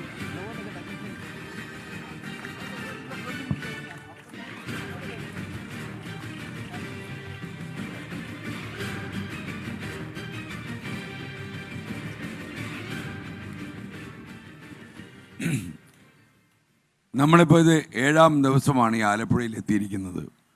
ഞാൻ പല സ്ഥലങ്ങളിലും പറഞ്ഞതുപോലെ നമ്മളിത് തുടങ്ങുമ്പോൾ ഞാൻ വിചാരിച്ചു കേരളത്തിലെ ചില താലൂക്കുകളിലൊക്കെ സ്കൂളുകളിൽ ചെറിയൊരു പ്രശ്നമുണ്ട്, അതിനൊരു അവബോധ യാത്രയാക്കട്ടെ ഇതെന്ന് വിചാരിച്ചു. കാര്യം നിങ്ങൾക്കറിയും പോലെ ഒരു 10-40 കൊല്ലം കടന്നു ഞാൻ മാധ്യമത്തിൽ. ഞാൻ തൃശ്ശൂർ ശ്രീകലവർമ്മ കോളേജിലെ ഒരു അധ്യാപകനായിട്ടാണ് എൻ്റെ ഔപചാരികമായ ജീവിതം ആരംഭിക്കുന്നത്. കുറച്ചു കാലം കഴിയുമ്പോൾ ഞാൻ ആകാശവാണി തൃശ്ശൂർ നിലയത്തിലൊരു പ്രോഗ്രാം എക്സിക്യൂട്ടീവായി ചേർന്നു. അങ്ങനെ പല പോസ്റ്റുകളിൽ ഞാൻ തൃശ്ശൂരിൽ തന്നെ ഒരു 6-7 കൊല്ലം ചുറ്റി കളിച്ചിട്ടുണ്ട്. അത് കഴിഞ്ഞിട്ടാണ് ഞാൻ ഒരു അവതാരകൻ്റെ കുപ്പായം അണിഞ്ഞ് ദൂരദർശനിലേക്ക് പോവുകയും ദൂരദർശൻ വഴി കുറച്ചു കാലം കഴിയുമ്പോൾ ഏഷ്യാനെറ്റിലെത്തുകയും അവിടെ കുറേ കാലം അവതാരകനായിട്ട് ജോലി ചെയ്യുകയും കുറച്ച് കഴിഞ്ഞപ്പോൾ ഏഷ്യാനെറ്റിൻ്റെ ചെയർമാൻ ഡോക്ടർ രജീവൻ എന്നോട് നിങ്ങളൊരു റേഡിയോ മാധ്യമം വിട്ട് ടെലിവിഷനിലേക്ക് വരണം, നിങ്ങൾക്ക് ചില കാര്യങ്ങളൊക്കെ ഇവിടെ ചെയ്യാനാകും എന്ന് അദ്ദേഹത്തിന് എന്നോടുള്ളൊരു അമിത ആത്മവിശ്വാസം കൊണ്ടാണോ എന്നറിയില്ല, അദ്ദേഹം എന്നെ അങ്ങോട്ട് ക്ഷണിച്ചു. അപ്പോൾ അദ്ദേഹത്തിൻ്റെ പ്രേരണയിലാണ് ശരിക്കും ഞാൻ ടെലിവിഷനിലേക്ക്, പ്രത്യേകിച്ച് ഒരു ഫുൾ ടൈം ടെലിവിഷൻ കക്ഷിയായിട്ട് മാറുന്നതും പിന്നീട് എൻ്റെ കുറേ കാലം ഏഷ്യാനെറ്റിലെ ഒരു കണ്ടൻറ് മേധാവിയായിട്ട് തുടരുകയായിരുന്നു. അങ്ങനെ അവിടെ നിൽക്കുമ്പോഴാണ് ഞാൻ കുറേ കാലം കഴിഞ്ഞ് സൂര്യ TV-യിൽ ഒരു ടോക്ക് ഷോ ചെയ്തു. കുറച്ച് കഴിഞ്ഞപ്പോൾ ഞാൻ എൻ്റെ അവിടുത്തെ ലാവണം മതിയാക്കി ഞാൻ മലയാള മനോരമയിൽ ചേർന്നു. അവരുടെ മഴവിൽ മനോരമ എന്നുള്ള വിനോദ ചാനലിൻ്റെ മേധാവിയായിട്ടാണ്, ഒരു കൺസൾട്ടൻ്റായിട്ടാണ് ഞാനവിടെ ചെല്ലുന്നത്. അത് കഴിഞ്ഞ് കുറേ കാലം കഴിഞ്ഞപ്പോൾ എനിക്ക് തോന്നി ഒരു ചാനൽ കുറച്ച് ആൾക്കാരെയൊക്കെ സംഘടിപ്പിച്ച് സ്വന്തമായിട്ട് തുടങ്ങിയാലോ. അങ്ങനെ വളരെ മഹാമനസ്കരായ ഗോകുലം ഗോപാലേട്ടൻ, നമ്മുടെ ഭീമ ജ്വല്ലറിയിലെ ഗോവിന്ദ് സാറ്, അതുപോലെ അബീർ മെഡിക്കൽ ഗ്രൂപ്പിൻ്റെ ചെയർമാനായിരിക്കുന്ന ശ്രീ ആലിങ്കൽ മുഹമ്മദ്, അതുപോലെ ഖത്തറിൽ ജോലി ചെയ്യുന്ന ഒരു ബിസിനസ് പ്രൊഫഷണലായ സതീഷ് പിള്ള, അതേപോലെ തന്നെ നമ്മളുടെ ഡേവീസ് എടക്കളത്തൂർ, ഇങ്ങനെ പിന്നെ ദുബായ് ബേസ് ചെയ്തിട്ടുള്ള ഒരു സർവകലാശാല അധിപയായിട്ട് പ്രവർത്തിക്കുന്ന ഡോക്ടർ വിദ്യ വിനോദ്, ഞാനും, അങ്ങനെ ഞങ്ങൾ ഉൾപ്പെടുന്ന ഒരു സംഘമാണ് ശരിക്കും ഈ ചാനൽ ആരംഭിച്ച് കുറച്ചു കാലം കഴിഞ്ഞിട്ടാണ് നമ്മൾ 24 എന്നുള്ള ചാനൽ ആരംഭിക്കുന്നത്. പ്രേക്ഷകർക്ക് ഇഷ്ടപ്പെട്ടതുകൊണ്ടാവാം ഈ 2 ചാനലും നന്നായിട്ട് വളർന്നു. അതിൻ്റെ ഡിജിറ്റൽ പ്ലാറ്റ്ഫോമുകളൊക്കെ തന്നെ 2.5 കോടിയോളം ആളുകൾ ഫോളോവേഴ്സായിട്ടുണ്ട്. അപ്പോൾ നമ്മുടെ മലയാളികളുടെ ഇടയിൽ നല്ല സ്വാധീനം ചെലുത്താൻ കഴിയുന്നുണ്ട്. അപ്പോൾ അതുകൊണ്ട് തന്നെ ഞാൻ വിചാരിച്ചു വേറെ ഒരു മാധ്യമത്തിന് കഴിയുന്നതിനേക്കാളും ജനങ്ങളുമായി വളരെ അടുത്ത് നിൽക്കുകയും ജനങ്ങളുടെ ഭാഷയിൽ സംസാരിക്കുകയും ഹൃദയത്തിൻ്റെ ഭാഷയിൽ ജനങ്ങളോട് എപ്പോഴും സംവദിക്കുകയും ചെയ്യുന്ന ഒരു അവതാരകൻ എന്ന നിലയിൽ എനിക്ക് തോന്നി കുറച്ചുകൂടി ഞാൻ തന്നെ ഈ ഒരു ആഘോഷം സംഘടിപ്പിക്കുന്നതിനേക്കാളും, കാര്യം ഈ 40 കൊല്ലം തികയുന്നതെന്ന് വെച്ചാൽ ശരിക്കും നമ്മൾ മീൻ പിടിക്കാൻ പോയി 40 കൊല്ലം മീൻ പിടിച്ചാൽ 40 കൊല്ലം ആവുമല്ലോ. കുന്താലി കളയ്ക്കാൻ പോയാൽ നമ്മൾ 40 കൊല്ലം ആവും. അതുപോലെ ഒരു 40 കൊല്ലമായിട്ടേ ഞാനിതിനെ കാണുന്നുള്ളൂ. അപ്പം അദ്ദേഹം തന്നെ ജില്ലാ മജിസ്ട്രേറ്റ് കൂടിയാണ്. അദ്ദേഹം തന്നെ ഒരു ജോലിയിലിരുന്ന് പല പോസ്റ്റിലിരുന്നാൽ 40 കൊല്ലമാവും. അപ്പം ഞാൻ വിചാരിച്ചു ഈ ആഘോഷങ്ങളിൽ വ്യക്തിപരമായ വിശ്വാസമില്ലാത്ത ഒരാളാണ് ഞാൻ. അപ്പോൾ നമ്മുടെ ഈ ഇത്തിരിയും പോകുന്നൊരു ജീവിതത്തിൽ വലിയ ആഘോഷങ്ങൾ സംഘടിപ്പിക്കാൻ നമ്മളെക്കാളും എത്രയോ വലിയ മനുഷ്യർ കേരളത്തിലുണ്ട്, ഇന്ത്യയിലുണ്ട്. അങ്ങനെ ഇരിക്കുമ്പോഴാണ് നമ്മൾ ഈ വാർത്താമുറിയിൽ ഒരുപാട് കൊലപാതകത്തിൻ്റെ വാർത്ത വരുന്നു. രാവിലെ 7 മണിക്ക് നിങ്ങളൊക്കെ എന്നെ മോർണിംഗ് ഷോയിൽ കാണുന്നതാണ്. അപ്പോൾ ഒരു 3-3.5 മണിക്കൂറിനിടയിൽ ഞാൻ തന്നെ 14 കൊലപാതകങ്ങൾ വരെ വായിച്ചിട്ടുണ്ട്. എൻ്റെ റെക്കോർഡാണത്. അപ്പം 14 കൊലപാതകമൊക്കെ വായിച്ചു കഴിയുമ്പോൾ നമുക്ക് തന്നെ പിന്നെ ബ്രേക്ക്ഫാസ്റ്റ് കഴിക്കാൻ തോന്നത്തില്ല. അത് തന്നെ കേൾക്കുന്നത് 14 വയസ്സുള്ള പയ്യൻ കൊലക്കത്തിയുമായിട്ട് ബാപ്പയുടെ നെഞ്ചു കുത്തി പിളർന്നു, അതല്ലെങ്കിൽ അമ്മയുടെ പള്ളയ്ക്ക് കുത്തിയിറക്കി, അപ്പം തന്നെ അമ്മ മരിച്ചുപോയി. ഇങ്ങനെയൊക്കെയുള്ള വാർത്തകൾ, നമുക്ക് ചങ്കിടിപ്പുണ്ടാക്കുന്ന വാർത്തകൾ വായിക്കാൻ വിധിക്കപ്പെട്ട അവതാരകരാണ് ഞാനും ഗോപികൃഷ്ണനും അതുപോലെ തന്നെ സ്മിതയും മറ്റുള്ള വാർത്താ ചാനലുകളിലെ അവതാരകരുമെല്ലാം. ആദ്യമൊക്കെ നമ്മളെയൊക്കെ പഠിപ്പിച്ചത് നിങ്ങൾ യാതൊരു വികാര വായ്പുമില്ലാതെ നിങ്ങൾ ഈ വാർത്തകളൊക്കെ വായിക്കണമെന്നാണ്. വെഞ്ഞാറമൂടിലെ അഫാൻ്റെ കാര്യം വായിച്ചപ്പോൾ സത്യം പറഞ്ഞാൽ മനസ്സുകൊണ്ട് ഞാൻ തകർന്നു പോയി. ഒരേ ചുറ്റിക കൊണ്ട് 6 പേരുടെ തിരുനെറ്റി അടിച്ച് പൊട്ടിച്ച് അവരെ തലച്ചോറ് തല്ലി പൊളിച്ചിട്ടാണ് ഈ അഫാൻ എന്ന് പറയുന്ന കക്ഷി വെഞ്ഞാറമൂട് പോലീസ് സ്റ്റേഷനിൽ പോയി അവിടുത്തെ സർക്കിൾ ഇൻസ്പെക്ടറെ ഞെട്ടിച്ചത്. എന്തോ ഭ്രാന്ത് കൊണ്ട് പറയുന്നതാണെന്നാണ് വിചാരിച്ചു. ഞങ്ങൾ 6 പേരെ കൊന്നിട്ട് വരുവാന്ന് പറഞ്ഞപ്പോൾ അദ്ദേഹം പറഞ്ഞു, നീ അവിടോട്ട് ഇരി, പിന്നെ ഞാൻ കേൾക്കാമെന്ന് പറഞ്ഞു. അങ്ങനെ ഒരു പോലീസുകാരനെ അദ്ദേഹം ഒരു വീട്ടിൽ പറഞ്ഞു വിട്ടപ്പോഴാണ് ഓരോ വീട്ടിലും 2 മൃതദേഹങ്ങൾ വീതം കിടക്കുകയാണ്. അപ്പോൾ ഇങ്ങനെ ഒരു അവസ്ഥ, അതായത് ഈ മാത്രമല്ല കഴിഞ്ഞ ഒരു 2 മാസത്തിനിടയിൽ കേരളത്തിൽ അങ്ങേക്കറിയാൻ തോന്നുന്നു 70 കൊലപാതകങ്ങൾ അരങ്ങേറിയിട്ടുണ്ട് ഒരു കണക്ക് പ്രകാരം. അതിൽ 30 എണ്ണവും MDMA എന്ന് പറയുന്ന മാരകമായ രാസലഹരി ഉപയോഗിച്ചതിന് ശേഷം കൊലപാതകം ചെയ്തതാണ്. അതായത് വീട്ടിലേക്ക് കയറി വരുന്ന മകൻ 7 മണിയും 7:30 മണിയൊക്കെ കഴിഞ്ഞ് ഇറങ്ങി വരുമ്പം വന്ന് ബെല്ലടിച്ചാൽ ഈ വാതിൽ തുറക്കാൻ ശരാശരി ഒരു അമ്മയ്ക്ക് പേടിയാകുന്ന ഒരു കാഴ്ച ഇപ്പോൾ കേരളത്തിൻ്റെ പല സ്ഥലങ്ങളിലും ഉണ്ട്. നിങ്ങളോട് നേരായിട്ട് ഞാൻ പറഞ്ഞാൽ, തിരുവനന്തപുരത്ത് നിന്ന് മുഖ്യമന്ത്രി പിണറായി വിജയനുമായി ഒരു തത്സമയ ഇൻ്റർവ്യൂ സംപ്രേഷണം ചെയ്തതിന് ശേഷമാണ് നമ്മൾ ഈ യാത്രയ്ക്ക് ഇറങ്ങിയത്. ഈ യാത്ര തുടങ്ങിക്കഴിഞ്ഞ് നമുക്ക് മനസ്സിലായ ഒരു കാര്യം, ഞാനൊരു 10% പ്രശ്നം കേരളത്തിലുണ്ട് എന്ന് വിശ്വസിച്ചിട്ടുണ്ടെങ്കിൽ ഇപ്പോൾ അത് 300%ആണെന്ന് എനിക്ക് വിശ്വസിക്കേണ്ടി വരുന്നു. തിരുവനന്തപുരം, കൊല്ലം, പത്തനംതിട്ട, ഇപ്പോൾ ആലപ്പുഴയിലെത്തി നിൽക്കുന്ന ഈ പര്യടനം, ഞാനൊന്ന് നിങ്ങളോട് വളരെ തുറന്നു പറഞ്ഞാൽ, ഏറ്റവും കൂടുതൽ ഇത്തരം രാസലഹരിക്കും അതേപോലെയുള്ള മരുന്നിനും അടിമകളാകുന്ന കുട്ടികളുടെയും മുതിർന്നവരുടെയും കൂടുതൽ പരിശോധിക്കുകയാണെങ്കിൽ പത്തനംതിട്ട ജില്ല മുന്നിലാണ്. കൊല്ലവും തിരുവനന്തപുരവും തൊട്ട് പിന്നിലുണ്ട്, കുറവൊന്നുമല്ല, തൊട്ടടുത്ത് തന്നെയുണ്ട്. അപ്പോൾ നമ്മൾ അങ്ങോട്ട് യാത്ര ചെയ്യുകയാണ്. കാസർഗോഡ് ഏപ്രിൽ 20-ാം തീയതി നമ്മൾ, എനിക്കൊന്ന് അങ്ങനെ അദ്ദേഹത്തിന് ഒരു അല്പം പോകാൻ തിരക്കുണ്ടാവുണ്ട്, അദ്ദേഹം 2 വാക്ക് സംസാരിക്കും. ഞാൻ പിന്നീട് എൻ്റെ സംസാരം തുടരും.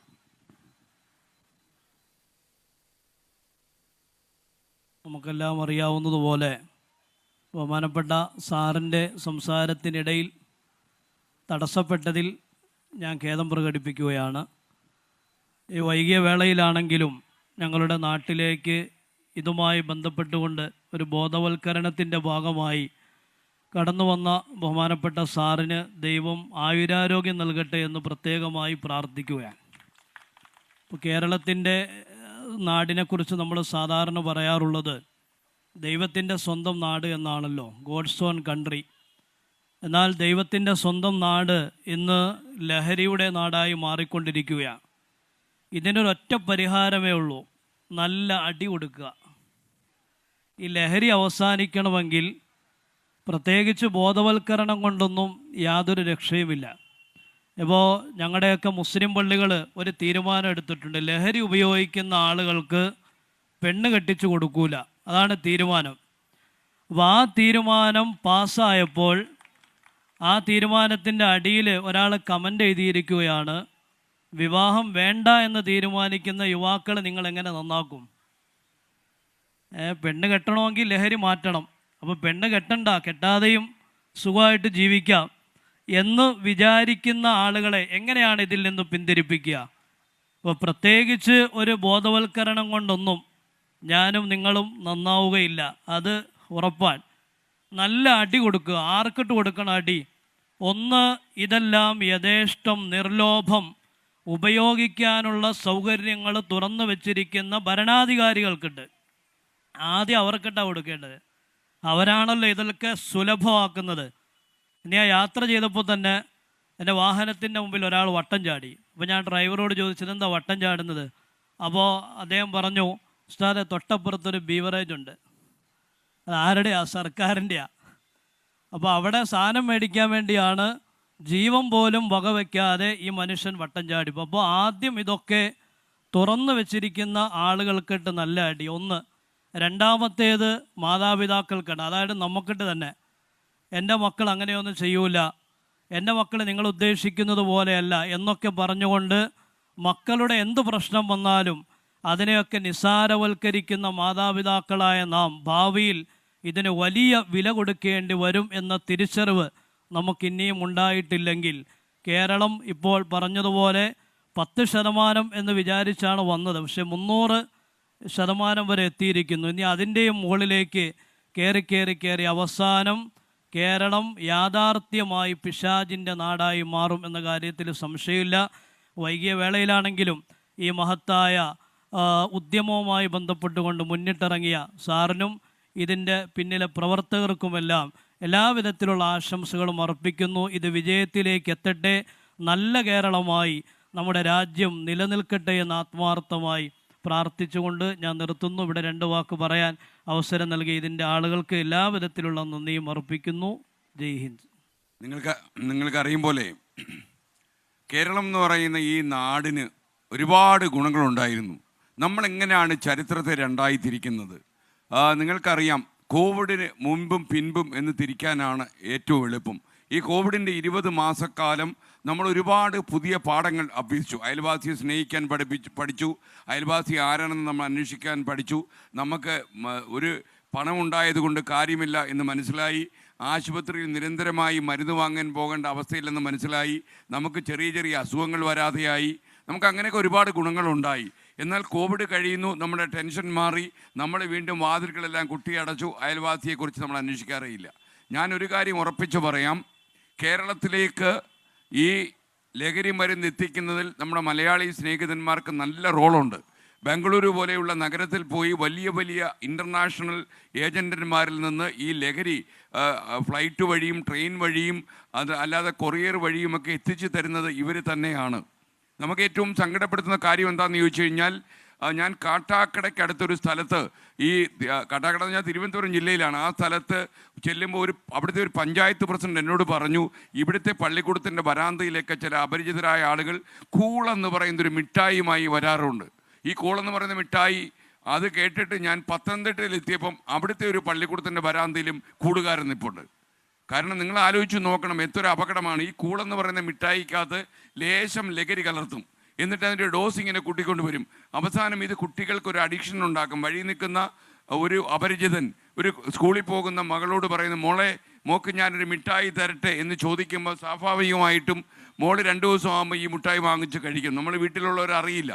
അപ്പോൾ ഗ്രാജുവലി അങ്ങനെ ജീവിതം തകർന്നു പോയ കുട്ടികളുണ്ട്. അപ്പോൾ നിങ്ങളെ വീട്ടിൽ നിന്നാണ് പഠിപ്പിക്കേണ്ടത് എന്ന് ഒരിക്കൽ കൂടി ഞാൻ നിങ്ങളോട് ആവശ്യപ്പെടുകയാണ്. കാരണം ഈ ഒരു ലഹരി നമുക്ക് കുട്ടികളെക്കുറിച്ചൊക്കെ വലിയ പ്രതീക്ഷയിലാണ് നമ്മൾ കുട്ടികളെ പള്ളിക്കൂടത്തിലേക്ക് കൊണ്ടുവിടുന്നത്. നമ്മുടെ നാട്ടിൽ എന്ന് പറഞ്ഞാൽ ഒരുപാട് സ്നേഹബന്ധം ആഴത്തിലുള്ള ഒരു സ്ഥലമാണ്. ഞങ്ങളെല്ലാവരും കൂടി ശാസ്താംകോട്ടയിൽ പോയി DB കോളേജിലെ അകത്ത് കയറി കോളേജിലെ കുട്ടികളോടൊക്കെ ഈ ലഹരി പദാർത്ഥങ്ങൾ ഉപയോഗിക്കുന്നതിൻ്റെ അപകടമൊക്കെ നമുക്കറിയാവുന്ന ഭാഷയിൽ അവരോട് പറഞ്ഞ് മനസ്സിലാക്കാൻ വേണ്ടിയാണ് നമ്മൾ ആ കോളേജിനകത്തേക്ക് പോയത്. ആ കോളേജിൻ്റെ മുന്നിൽ ഗേറ്റിൽ ചെന്നപ്പോൾ മനോഹരമായൊരു മുളങ്കാട് നമ്മുടെ ശ്രദ്ധയിൽപ്പെട്ടു. എങ്കിൽ പിന്നെ ക്യാമറയിൽ നല്ലൊരു ദൃശ്യമാകട്ടെ എന്ന് കരുതി ഈ മുളങ്കാട്ടിനകത്ത് കയറാമെന്ന് പറഞ്ഞപ്പോൾ പിന്നിന്നൊരു ശബ്ദം. ഈ മുളങ്കാട്ടിൽ രാവിലെ 9 മണിക്ക് മുതൽ വൈകുന്നേരം ഒരു 7-7:30 മണി വരെ MDMA വരെ കഴിക്കുന്ന ആൾക്കാരുടെ കേന്ദ്രമാണ് ഇപ്പോൾ ഇതെന്നാണ് പറഞ്ഞത്. ഞാനൊന്ന് തിരിഞ്ഞു നോക്കി. അപ്പോഴാണ് മറ്റൊരാൾ പറയുന്നു, വാട്സപ്പിൽ ഇപ്പോൾ ഒരു സന്ദേശം പ്രചരിപ്പിച്ചിട്ടുണ്ട്, മുളങ്കാട്ടിൽ SKN ഇറങ്ങിയിട്ടുണ്ട്, ഇന്ന് നമ്മൾ ആ വഴി പോകണ്ടെന്ന്. അപ്പോൾ അവരെല്ലാം സ്ഥലം വിട്ടു. അപ്പോഴാണ് പറയുന്നത്, നിങ്ങളവിടെ പോയിട്ടുള്ള ആൾക്കാർക്കറിയാം, ശാസ്താംകോട്ട കായലിനോട് ചേർന്ന് കിടക്കുന്ന ഒരു സ്ഥലത്താണ് ഈ മുളങ്കാട്. അപ്പോൾ ഞാൻ അവിടുത്തെ എക്സൈസിൻ്റെ ഉദ്യോഗസ്ഥനോടും അതേപോലെ ജില്ലാ പോലീസ് സൂപ്രണ്ടിനോടും അതേപോലെ അവിടുത്തെ SHOയോടും ഞാൻ ചോദിച്ചു, നിങ്ങളുടെ മൂക്കിന് കീഴെ ഇങ്ങനൊരു സംഭവം നടന്നിട്ട്, അത് ശാസ്താംകോട്ട കോളേജിലെ കുട്ടികൾ മാത്രമല്ല നടന്നത്, അവിടുത്തെ കുട്ടികൾ വളരെ കുറവാണ്. പുറത്തെ സ്കൂളുകളിൽ നിന്ന് വരുന്ന കുട്ടികൾ, പുറത്തുനിന്ന് വരുന്ന മുതിർന്ന ആളുകൾ, ഏജന്റന്മാർ എല്ലാവരും കൂടി ഈ മുളങ്കാട് അടക്കി പിടിച്ചിരിക്കുക. അതേസമയം നമ്മൾ കണ്ടാൽ ഒരു മാരേജ് ഡെസ്റ്റിനേഷൻ ഒക്കെ നടത്താനും ടൂറിസ്റ്റുകൾക്ക് പോകാനും പറ്റിയ സ്ഥലമാണ്. കല്യാണത്തിൻ്റെ ആഘോഷം ഈ സേവ് ദ ഡേ എന്നൊക്കെ പറയുന്ന പരിപാടിയൊക്കെ നടത്താൻ പറ്റിയ സ്ഥലമാണ് അത്. ഒരു ടൂറിസ്റ്റ് സെൻ്ററായി മാറും. അപ്പോൾ എൻ്റെ അടുത്ത് ഈ വളരെ ആശങ്കയോടെ ഈ പോലീസ് ഉദ്യോഗസ്ഥന്മാർ പറഞ്ഞൊരു കാര്യം, കുട്ടികളെ നമ്മളൊന്ന് വിരട്ടുകയൊക്കെ ചെയ്തു കഴിഞ്ഞാൽ കുട്ടികളെടുത്ത് ഈ കായലെങ്ങാണം ചാടി എന്തെങ്കിലും അത്യാഹിതം സംഭവിച്ചു പോയാൽ നമ്മുടെ ജീവിതം തൂങ്ങിപ്പോകത്തില്ലേ സാറേ എന്ന് പറഞ്ഞു. അപ്പോൾ അവർക്ക് പേടിയാണ്. കാരണം ഇപ്പോഴത്തെ കുട്ടികളാണ് വളരെ സെൻസിറ്റീവായിട്ടുള്ള ഒരു ജനറേഷൻ ആയതുകൊണ്ട് തന്നെ ഈ കായലിൽ ചാടി എന്തെങ്കിലും സംഭവിച്ചു പോയാൽ ആത്മഹത്യാ പ്രേരണയ്ക്ക് നിയമവ്യവസ്ഥ അവരെ വെറുതെ വിടത്തില്ലെന്നുള്ളത് അവർക്ക് നന്നായിട്ട് അറിയാം. ആ ഭയം അവർക്ക് വല്ലാതുണ്ട്. അപ്പം ഞാൻ അവരോട് പറഞ്ഞ മറുപടി മറ്റൊന്നാണ്. ഞാൻ പറഞ്ഞു, കാർഗിൽ മലനിരക്കിൽ നടന്ന നമ്മുടെ യുദ്ധം നിങ്ങൾ ഓർമ്മിക്കണം. നമ്മൾ യഥാർത്ഥത്തിൽ മലയുടെ മണ്ടയുടെ ഒരു കുന്നിൻ്റെ മണ്ടേ കയറി, കാർഗിലിൻ്റെ കുന്നിൻ്റെ മണ്ടേ കയറി പാകിസ്ഥാൻ്റെ പട്ടാളം അവിടെ ഇരിക്കുകയാണ്. നമ്മുടെ ആളുകൾ ഓരോരുത്തരും അങ്ങോട്ട് കയറുമ്പോൾ ഒരു വെടിവെച്ച് താഴെ ഇടുകയായിരുന്നു എന്നും പറഞ്ഞ് കാർഗിലിൻ്റെ മണ്ണ് നമുക്ക് ഉപേക്ഷിക്കാൻ പറ്റിയോ? കുറേ ഓഫീസേഴ്സ് ഇന്ത്യയുടെ ചരിത്രത്തിൽ തന്നെ ഇന്ത്യ സ്വാതന്ത്ര്യം പ്രാപിച്ചതിന് ശേഷം ഇത്രയധികം ഓഫീസേഴ്സ് വീരമൃത്യു വരിച്ച മറ്റൊരു യുദ്ധം ഉണ്ടായിട്ടില്ല. എന്നാൽ അവസാനം ഈ വെടിയുണ്ടയൊന്നും ഞങ്ങൾക്ക് പ്രശ്നമെല്ലാം തീരുമാനിച്ച് ഇന്ത്യൻ മിലിറ്ററി ഈ കാർഗിലേക്ക് ചെല്ലി ഇന്ത്യൻ എയർഫോഴ്സ് അവിടെ കാർപ്പറ്റ് ബോംബിംഗ് നടത്തി ഈ പാകിസ്ഥാൻ പട്ടാളത്തെ ചെറുത്തു തോൽപ്പിക്കുകയും കൊലപ്പെടുത്തുകയും ചെയ്ത കഥയാണ് കാർഗിലിൻ്റേത്. അപ്പോൾ അത്യാഹിതങ്ങൾ ഉണ്ടായാലും നിങ്ങൾ ഈ മുളങ്കാട് ശുദ്ധീകരിക്കണം. അതുപോലെ നമ്മളവിടെ 100 ബോർഡുകൾ സ്ഥാപിക്കാമെന്ന് പറഞ്ഞു. നമ്മുടെ അടൂരിലെത്തിയപ്പോൾ അവിടെ സെൻറ്റ് മേരീസ് എന്ന് പറയുന്ന പെൺകുട്ടികൾ പഠിക്കുന്ന സ്കൂളിൻ്റെ ഒരു വഴി മുഴുവൻ MDMA ഈ മറ്റു മയക്കുമരുന്ന് വിതരണം ചെയ്യുന്ന ആളുകൾ അടക്കി പിടിച്ചിരിക്കുകയാണ്. അവിടെ ആർക്കും ഒരു അഭിപ്രായം പോലും പറയാൻ പറ്റില്ല. ഞാൻ അവിടുത്തെ പോലീസ് ഓഫീസറോട് പറഞ്ഞു, നിങ്ങൾ ധൈര്യമായി തീരുമാനമെടുക്കൂ. ഒരു സർക്കാർ മിഷണറിയുടെ ആളല്ലേ നിങ്ങൾ തീരുമാനമെടുക്കൂ. അവിടെയും കുറച്ച് ബോർഡുകൾ വയ്ക്കാൻ തീരുമാനിച്ചു. പെൺകുട്ടികളോടൊക്കെ സംസാരിച്ചപ്പോൾ അവരൊക്കെ വളരെ ഭയപ്പാടോടെയാണ് ഇതുവഴി കടന്നു പോകുന്നത്. ഞാൻ ഈ ചെറിയ അഴീക്കൽ സ്ഥലത്ത് പോയപ്പോൾ വളരെ കഷ്ടപ്പെട്ട് ജീവിക്കുന്ന 3-4 മത്സ്യത്തൊഴിലാളികളുടെ അമ്മമാർ പറയുകയാണ്, കുറച്ച് ചെറുപ്പക്കാർ വൈകുന്നേരമായാലും ഇതുവഴി വന്ന് ഈ കടൽ തീരത്തൊക്കെ ഇരുന്നിട്ട് തിരിച്ചു പോകുമ്പോൾ പച്ചത്തെറി വിളിച്ചുകൊണ്ടാണ് പോകുന്നത്. കാര്യം ഈ MDMA കഴിക്കുന്ന ഒരാളിന് നിങ്ങൾ വളരെ അടുത്ത് മനസ്സിലാക്കേണ്ട കാര്യം, ഈ രാസലഹരി എന്ന് പറയുന്ന സാധനം സാധാരണ മദ്യം പോലെയല്ല. ഇത് ശാസ്ത്രം പഠിച്ചവർക്ക്, ഇത് കെമിസ്ട്രിയൊക്കെ പഠിച്ച ആൾക്കാർക്ക് മനസ്സിലാവും. അത് കഴിച്ചു കഴിഞ്ഞാൽ ഒരു 4-5 തവണ നിങ്ങൾ കഴിച്ചു കഴിഞ്ഞാൽ നിങ്ങൾ അതിന് അടിമയായി മാറും. ഇതില്ല നിങ്ങൾക്ക് ജീവിക്കാൻ പറ്റില്ല. പ്രശസ്തമായ ഒരു കോളേജിലെ പ്രിൻസിപ്പൽ പറയുന്നു, ആ കോളേജിലെ 15 കുട്ടികളിൽ 7 പെൺകുട്ടികൾ, 15 പേരവിടെ MDMA അഡിക്റ്റാണ്. അതിൽ 7 പേര് പെൺകുട്ടികളാണ്. അതിലൊരു പെൺകുട്ടി 1 മണിക്കൂറുള്ള ഒരു പീരീഡിൽ ക്ലാസ്സിലിരുന്നാൽ 20 മിനിറ്റ് ആകുമ്പോഴത്തേക്ക് ആ കുട്ടിക്ക് വിറയൽ വരും, പരിഭ്രാന്തി വരും, ജീവിതത്തിലൊരു നെഞ്ചിലൊരു ആളൽ വരും, ക്ലാസ്സിലിരിക്കാൻ പറ്റില്ല. അതുകൊണ്ട് ബാക്ക് ബെഞ്ചിലാണ് എപ്പോഴും ഇരിക്കുക. എന്നിട്ട് ബാക്ക് ബെഞ്ചിൽ നിന്ന് ഇറങ്ങി പുറത്തു പോവുക. ബോയ് ആണെങ്കിൽ, പുരുഷനാണെങ്കിൽ ജനാല വഴി പുറത്തു പോകും. അപ്പോൾ പുറത്തു പോയിട്ട് ഈ കാടൊക്കെ ഉള്ളൊരു പ്രദേശമാണ് ആ കോളേജ് നിൽക്കുന്നത്. അവിടെ പോയി ഈ സാധനം കുത്തി വെച്ചിട്ടോ അല്ലെങ്കിൽ കഴിച്ചിട്ടോ തിരിച്ചു വന്ന് വീണ്ടും ക്ലാസ്സിൽ കയറിയിരിക്കും. പിന്നെയും 20 മിനിറ്റ് കഴിയുമ്പോൾ ഈ ആക്രാന്തമാണ്, പുറത്തു പോകും. ഒന്ന് ആലോചിച്ച് നോക്ക്, എത്ര പ്രതീക്ഷയോടെ ആയിരിക്കും ഈ പെൺകുട്ടി ആ കോളേജിലേക്കുമൊക്കെ അയച്ചത്. കാരണം നിങ്ങൾ കാണുന്ന പോലെയല്ല. നിങ്ങൾ ഒരു മാനസിക നിലനിർത്തി ഒരാളെ ശ്രദ്ധിച്ച് നോക്കുക. അയാളുടെ മുഖത്തുണ്ടാകുന്ന പരിഭ്രാന്തിയും ഒക്കെ തന്നെ വളരെ വളരെ മനോനില തെറ്റിക്കഴിഞ്ഞു. ഈ മനോനില തെറ്റിയ ആളിൻ്റെ ഏറ്റവും വലിയ കുഴപ്പം എന്താണെന്ന് വെച്ചാൽ, അയാൾ ഏത് ലോകത്താണ് ജീവിക്കുന്നതെന്നും, ചൊവ്വാഗ്രഹത്തിലാണോ ഭൂമിയിലാണോ ജീവിക്കുന്നതെന്നും, തൊട്ടടുത്ത് നിൽക്കുന്ന അച്ഛനാണെന്നോ ബാപ്പയാണെന്നോ ഒന്നുമില്ല. അവർക്കൊന്നും അറിയില്ല. അവർക്ക് ഉള്ളിൽ നോക്കുന്ന, പ്രത്യേകിച്ച് ഹോമിസൈഡൽ മാനിയൊക്കെ ബാധിച്ച ഒരാളെ പോലെ, കൊലപാതക പ്രേമം എന്ന് നമുക്ക് മലയാളത്തിൽ വിളിക്കാവുന്ന ഇത്തരം രോഗങ്ങൾ ബാധിച്ച ആൾക്കാരുടെ കൺമുന്നിൽ നിൽക്കുന്നവർ മുഴുവൻ ശത്രുക്കളാണ് അവർ. അതുകൊണ്ടാണ് ഈ വീട് കയറി വരുന്ന ഈ മകൻ്റെ മുന്നിൽ വാതിൽ തുറക്കുമ്പോൾ അമ്മയുടെ പള്ളയ്ക്ക് നോക്കി കത്തി കുത്തി ഇറക്കാൻ പറ്റും. നിങ്ങൾക്കറിയോ, നമ്മൾ നൊന്ത് പ്രസവിച്ച ഒരമ്മ, ഇത്രയും കാലം താരാട്ടുപാടി ഉറക്കിയ അമ്മ, കൂടെ കിടത്തി ഉറക്കിയ അമ്മ.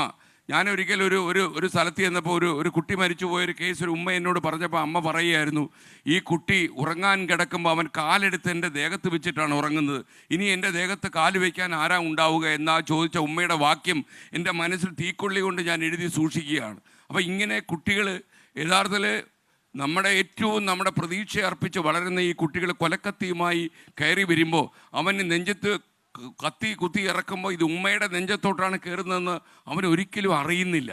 അതാണ് ഏറ്റവും പ്രധാനപ്പെട്ട കാര്യം. അതുപോലെ ഞാൻ MDMA കഴിച്ച് അഡിക്ഷൻ സെൻറ്ററിൽ കഴിയുന്ന ഒരു പയ്യൻസിനെ ശ്രദ്ധിക്കാൻ പോയി. എന്താണ് ഇവരുടെ ഒരു പ്രകടനം എന്നറിയാൻ വേണ്ടി. നിങ്ങൾ കണ്ടാൽ അത്ഭുതപ്പെട്ടു പോകും. ഒരു മാനസിക നില തെറ്റിയ ആളെക്കാളും അവൻ നമ്മുടെ കണ്ണുകളിൽ നോക്കില്ല. അവൻ്റെ കണ്ണിലേക്ക് നമ്മൾ നോക്കിയാൽ അവൻ കണ്ണെടുക്കും. അത്ര ഭീകരമായൊരു അവസ്ഥയാണ് ഈ രാസലഹരി കഴിക്കുന്ന ആൾക്കാർക്ക് ഉണ്ടാകുന്നത്. അവരെ തന്നെ നമ്മൾ റീ അഡിക്ഷൻ സെൻറ്ററിൽ കൊണ്ടുപോയാൽ തന്നെ മാസങ്ങളെടുക്കും അവർക്കൊരു ചെറിയ മാറ്റം ഉണ്ടാക്കിയെടുക്കാൻ. അപ്പോൾ നമ്മൾ ശ്രദ്ധിക്കേണ്ട കാര്യം, ഒരുത്തൻ ഇങ്ങനെ ലഹരിയിലേക്ക് മൂക്കുകുത്തി വീഴുന്നതിന് മുമ്പേ അവനെ സംരക്ഷിച്ച് നിർത്തുകയാണ്. ഇവിടെയാണ് നമ്മുടെ റോൾ. ഞാനിപ്പോൾ ഏറ്റവും കൂടുതൽ ഞാൻ കാണുന്നൊരു കാര്യം, ഈ 37 ഡിഗ്രി ചൂടിലാണ്, നിങ്ങൾക്കറിയാം, ശീതീകരിച്ച മുറിയിൽ AC മുറിയിൽ ഇരുന്ന് വാർത്ത വായിക്കുന്ന ഒരാൾ. ഇപ്പം നമ്മളൊക്കെ യഥാർത്ഥത്തിൽ പിണറായി വിജയനോ VD സതീശനോ അല്ല. കാര്യം ഈ പദയാത്രയൊക്കെ നടത്താൻ നമുക്കൊന്നും പരിചയമുള്ളൊരു ലോകമല്ല. ഞാൻ ഈ ചൂടടിച്ച് ഈ റോഡിൽ നടക്കുന്ന സമയത്ത് ഞാൻ മനസ്സിലാലോചിച്ചു പോയി, ഇവർക്കൊക്കെ എന്തൊരു കപ്പാസിറ്റിയാണെന്നുള്ളത്. കാരണം ഇവർ ഇത്ര വെയിൽ കൊണ്ടിട്ടും ഇവർക്ക് യാതൊരു ഊർജ്ജ നഷ്ടവും ഉണ്ടാകുന്നില്ല. നമ്മളൊക്കെ ഇവാപ്പറേറ്റ് ചെയ്യുകയാണ്. അപ്പം ഞാൻ പറയുന്നത്, ഇത്രയും ചൂട് കൊണ്ട് നമ്മളിങ്ങനെ നടക്കുമ്പോൾ ഞാൻ മടുത്തു പോകുമോ എന്നൊരു ഭയം എനിക്ക് ആദ്യത്തെ ജില്ലയിലുണ്ടായി. തിരുവനന്തപുരത്ത് എനിക്ക് തോന്നലുണ്ടായി. ഇത്രയധികം സൂര്യൻ കത്തിക്കാളി ഇങ്ങനെ ചൂട് താഴോട്ടിറങ്ങുമ്പോൾ ആ ചൂടിൽ എനിക്ക് പിടിച്ചു നിൽക്കാൻ പറ്റുന്നില്ലയോ എന്ന് എനിക്ക് സംശയം തോന്നി. എന്നാൽ രണ്ടാമത്തെ ജില്ല വിട്ടുകഴിയുമ്പോൾ ഞാനല്ലാതായി മാറുന്ന ഒരു കാഴ്ച ഞാൻ തന്നെ ഒരു ലഹരി എനിക്ക് ബാധിച്ചതുപോലെയാണ്. കാരണം കേരളത്തിലെ വലിയൊരു യുവതലമുറ ഇതിൽ മൂക്കുകുത്തി വീണുവെന്ന യാഥാർത്ഥ്യം മനസ്സിലായപ്പോൾ എനിക്ക് ചൂടും തണുപ്പൊന്നും ഇപ്പോൾ പ്രശ്നമല്ല. ഞാൻ ചിലപ്പോൾ നടന്നങ്ങ് കാശ്മീർ വരെ പോകുമെന്ന് എനിക്ക് സംശയമുണ്ട്. കാര്യം അത്ര ഒരു ലഹരി എന്നെയും ബാധിച്ചിരിക്കുന്നു. കാരണം എൻ്റെ ഒരു അവതാര ലക്ഷ്യം പോലും ഒരു ടെലിവിഷൻ ചാനൽ നടത്താനല്ല എന്നൊരു തോന്നൽ ഇപ്പോൾ എൻ്റെ മനസ്സിലുണ്ട്.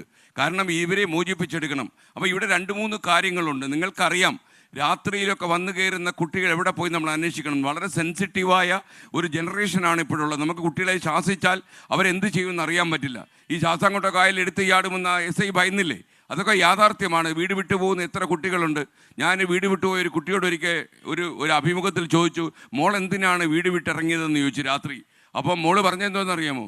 എൻ്റെ മൊബൈൽ ഉമ്മ പിടിച്ചു വാങ്ങിച്ചു, എനിക്ക് സഹിച്ചില്ല, ഞാൻ ഇറങ്ങി ഇങ്ങ് പോന്നു എന്ന് പറഞ്ഞു. ആ കുട്ടിക്കറിയില്ല, ഇന്നത്തെ കാലത്ത് പാതിരാ നേരത്തൊക്കെ ഒരു വീട് വിട്ടിറങ്ങി നടു റോഡിലേക്ക് പെട്ടുപോയാൽ ഈ ആസുര കാലത്ത് എന്തൊക്കെ അപകടങ്ങൾ ഈ കുട്ടിക്കുണ്ടാകുമെന്ന്. ഈ അടുത്തിടയ്ക്ക് മലപ്പുറത്തെ റെയിൽവേ സ്റ്റേഷനിൽ വെച്ച് ഒരു കുട്ടിയെ പിടിച്ചു നിർത്തി. നമ്മുടെ നാട്ടിലുള്ളൊരു കുട്ടിയാണ്. ഞാൻ പിന്നെ പറഞ്ഞു, നമ്മുടെ ഒരു ജേർണലിസ്റ്റോട് പറഞ്ഞു, നീ വേഗം റെയിൽവേ സ്റ്റേഷനിൽ ചെന്ന് അവിടെ ഒരു കുട്ടി ഇരിപ്പുണ്ട്, പത്രപ്രവർത്തനമാണ് അവരുടെ ജോലിയെങ്കിലും നീ രക്ഷാപ്പെടേണ്ട റോൾ എടുക്കൂ, അവിടെ പോയി ഇരിക്കാൻ പറഞ്ഞു.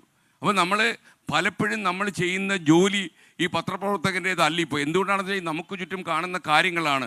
നമ്മുടെയൊക്കെ ഒരു പ്രക്ഷേപണ രീതി എന്ന് പറഞ്ഞാൽ പ്രേക്ഷകനും പ്രക്ഷേപകനും ഒന്നാകുന്ന രീതിയിലാണ് നമ്മൾ കടന്നു പോകുന്നത്. അതുകൊണ്ട് തന്നെയാണ് 24 ഈ ഒരു ദൗത്യം ഏറ്റെടുത്തിരിക്കുന്നത്. എൻ്റെ ഒരു ആഗ്രഹം എന്താണെന്ന് ചോദിച്ചു കഴിഞ്ഞാൽ, നമ്മുടെ ഈ കേരളത്തിൽ ഇപ്പോൾ ഉണ്ടായിരിക്കുന്ന ഈ സംഭവം, നമ്മൾ 30 ദിവസം നടത്തുന്ന യാത്രയാണ്. മുഖ്യമന്ത്രിയോട് നമ്മൾ പറഞ്ഞിട്ടുണ്ട്, ഒരു 15 ദിവസം കൂടി എടുത്തിട്ട് ഇന്ന് വരെ കേരളത്തിൽ ഇതിനെക്കുറിച്ചുണ്ടായിട്ടുള്ള പ്രായോഗിക റിപ്പോർട്ടുകളിൽ ഏറ്റവും നല്ല ഒരു റിപ്പോർട്ട് തയ്യാറാക്കാൻ ഒരു ഗവേഷണ സംഘം ഞങ്ങളോടൊപ്പം യാത്ര ചെയ്യുന്നുണ്ട്. ഞങ്ങളുടെ ഓഫീസിൽ നിന്ന് 75 പേരാണ് ഈ യാത്രയ്ക്ക് ഇറങ്ങിയിരിക്കുന്നത്. നിങ്ങൾക്കറിയാം, ഇനിയിപ്പം അവിടെ തിരിച്ചു ചെല്ലുമ്പോൾ ചാനൽ അവിടെ കാണുമെന്ന് എനിക്ക് സംശയമുണ്ട്. അത്രയും കൂടുതൽ ആൾക്കാർ ഇപ്പോൾ പുറത്താണ്. അപ്പോൾ നമ്മൾ ഈ ഒരു റിപ്പോർട്ട് തയ്യാറാക്കി നമ്മൾ മുഖ്യമന്ത്രിക്ക് സമർപ്പിക്കും. VD സതീശൻ പ്രതിപക്ഷ നേതാവിൻ്റെ സാന്നിധ്യത്തിൽ തിരുവനന്തപുരത്ത് ഒരു കോൺക്ലേവ് സംഘടിപ്പിച്ചാണ് നമ്മളിത് നടത്താൻ പോകുന്നത്. അതേസമയം ഇങ്ങനെ റിപ്പോർട്ട് കൊടുക്കാൻ വരെ കാത്തിരിക്കാൻ നമുക്ക് സമയമില്ല. കാര്യം ഓരോ മണിക്കൂറിലും ഒരാളെങ്കിലും കേരളത്തിൽ MDMAക്ക് അഡിക്റ്റ് ആകുന്നു എന്നാണ് ഞാൻ മനസ്സിലാക്കുന്നത്. ഞാൻ പോയിട്ടുള്ള സ്കൂളുകളിലെല്ലാം കുട്ടികൾ ഏറ്റവും വലിയ വെല്ലുവിളി ഉയർത്തുകയാണ്. പോയിട്ടുള്ള കോളേജുകളിലെല്ലാം ഇതിൻ്റെ പ്രശ്നമുണ്ട്. നമ്മൾ റെപ്യൂട്ടേഷനുണ്ട്, കോളേജിൻ്റെ പ്രശസ്തിക്ക് അപകടം ഉണ്ടാകുമെന്ന് കരുതി പലരും പറയാൻ മടിക്കുകയാണ്. അങ്ങനെയുള്ളവരുടെ എനിക്ക് റിക്വസ്റ്റ് ഉണ്ട്, MDMA കഴിക്കുന്ന കുട്ടികൾ മറ്റുള്ളവരിലേക്കും ഈ ലഹരി പടർത്തും. ഇന്നല്ലെങ്കിൽ നാളെ നിങ്ങളുടെ ഈ റെപ്യൂട്ടേഷൻ എന്ന് പറഞ്ഞ ഈ ബലൂൺ പൊട്ടിപ്പോകും. നിങ്ങൾക്കറിയാമെന്നറിയില്ല, നിങ്ങൾ കോഴിക്കോട് താമരശ്ശേരിയിൽ ഒരു MDMA-കാരനെ പോലീസ് ഓടിച്ചിട്ട് പിടിച്ചപ്പോൾ പേടിച്ചവൻ MDMA-യുടെ കവർ വിഴുങ്ങിക്കളഞ്ഞു. ഈ കവർ ആമാശയത്തിൽ കിടന്ന് പൊട്ടി, അവൻ മരിച്ചുപോയി. കർത്താവ് നമ്മളെ ക്രിയേറ്റ് ചെയ്ത് ഭൂമിയിലേക്ക് അയക്കുമ്പോൾ MDMA കഴിക്കുന്ന ആമാശയം ഉണ്ടാക്കാനല്ല ദൈവം ശ്രമിച്ചിട്ടുള്ളത്. കർത്താവ് അത്യാവശ്യം ഭക്ഷണമൊക്കെ കഴിക്കാനും ആമാശയത്തിൻ്റെ അറിയാതെ അറിഞ്ഞ് തിന്നാത്ത മനുഷ്യർ നമ്മുടെ നാട്ടിൽ ഉണ്ടാകണമെന്നൊക്കെ കരുതി ഉണ്ടാക്കി വിട്ടത്. പക്ഷേ ഇവൻ MDMA-യുടെ കവർ വിഴുങ്ങിക്കളഞ്ഞു. പിന്നീട് 2 ദിവസം കഴിഞ്ഞ് വേറൊരുത്തരും കൂടെ വിഴുങ്ങി. അവൻ എന്ത് സംഭവിച്ചെന്ന് എനിക്കറിയില്ല. അവന് മരിച്ചിട്ടില്ലെന്നല്ലേ ഗോപി? മരിച്ചിട്ടില്ല. ഞാൻ ഈ തെല്ലത്ത് നിൽക്കുന്നവർക്കെല്ലാം പേടിയാണ്. കാര്യം നമ്മൾ വല്ല വണ്ടി മുട്ടി ചത്ത കുഴപ്പമില്ല, ഈ കൊതുക് കുത്തി ചത്തെന്ന് പറഞ്ഞാൽ പ്രശ്നമാണെന്ന് വിചാരിച്ചിട്ടാണ് ഇവർ ഇത് പറയുന്നത്. അപ്പോൾ ഞാൻ പറയാൻ വന്നത് എന്താണെന്ന് ചോദിച്ചു കഴിഞ്ഞാൽ, വളരെ അപകടകരമായ ഒരു ആസുര കാലത്താണ് നമ്മൾ ജീവിക്കുന്നത്. കാരണം നമ്മുടെ വീട്ടിൽ നമ്മൾ നഷ്ടപ്പെട്ടു പോയൊരു സാധനമുണ്ട്. ആ സാധനമാണ് എൻ്റെ അന്വേഷണത്തിൽ എനിക്ക് മനസ്സിലായത് കുട്ടികളെ ഇങ്ങനെ വഴിതെറ്റി വിടുന്നത്. നമ്മൾ വീട്ടിലിപ്പം 5 പേര് താമസം ഉണ്ടെങ്കിൽ 6 മൊബൈൽ നമ്മൾ വാങ്ങിച്ചു വെച്ചിട്ടുണ്ട്. അപ്പോൾ ഈ 6 മൊബൈലിൽ കുത്തി പഠിക്കുന്നതാണ്. നമുക്ക് വൈകുന്നേരമൊക്കെ ഉള്ള ജോലി എല്ലാവരും മത്സരിച്ച് കുത്തുക, ഓരോ മുറിയിലും കയറുന്ന കുറ്റിയിട്ട് കുത്തിക്കൊണ്ടിരിക്കുക. പണ്ടൊക്കെ നമ്മുടെ തീന്മേശയിലൊക്കെ വരുമ്പോൾ കുട്ടികൾ സ്കൂളിൽ പോയിട്ട് വന്നാൽ എന്തൊക്കെയാണെന്ന് പഠിപ്പിച്ചത്, സ്കൂളിൽ എന്തെങ്കിലും വിശേഷമുണ്ടോ, ആനിവേഴ്സറി ഉണ്ടോ, സ്കൂളിൽ ആരെങ്കിലും കുമ്പളങ്ങ കൊണ്ടുവന്നിട്ടുണ്ടോ എന്നൊക്കെ ചോദിക്കുന്ന പരിപാടി ഉണ്ടായി. ഇപ്പോൾ അതൊന്നും ഇല്ലല്ലോ. നമ്മളിപ്പം മിക്കവാറും വീടുകളിലൊക്കെ തന്നെ ഈ വാട്സപ്പിലല്ലേ നമ്മൾ സന്ദേശം അയക്കുന്നത്. കഞ്ഞി കുടിക്കാൻ സമയമായി, ഇന്നലെ കഞ്ഞി വേണേ വാ എന്ന അമ്മ വാട്സപ്പിൽ സന്ദേശം അയക്കുന്നു. ഉടനെ അടുത്ത മുറിയിരിക്കുന്ന മോൻ വയ്ക്കുന്നു, എനിക്കിപ്പോൾ വേണ്ട, എനിക്കിപ്പോൾ ബോറടിക്കുന്നു, ഞാൻ വേറൊരു കാര്യത്തിലാണ്, ഞാൻ OTTയിൽ ഒരു സിനിമ കണ്ടുകൊണ്ടിരിക്കുക. അവൻ്റെ അവസാനത്തെ OTT പോലുള്ള മെസ്സേജ് അവൻ തിരിച്ചയക്കും.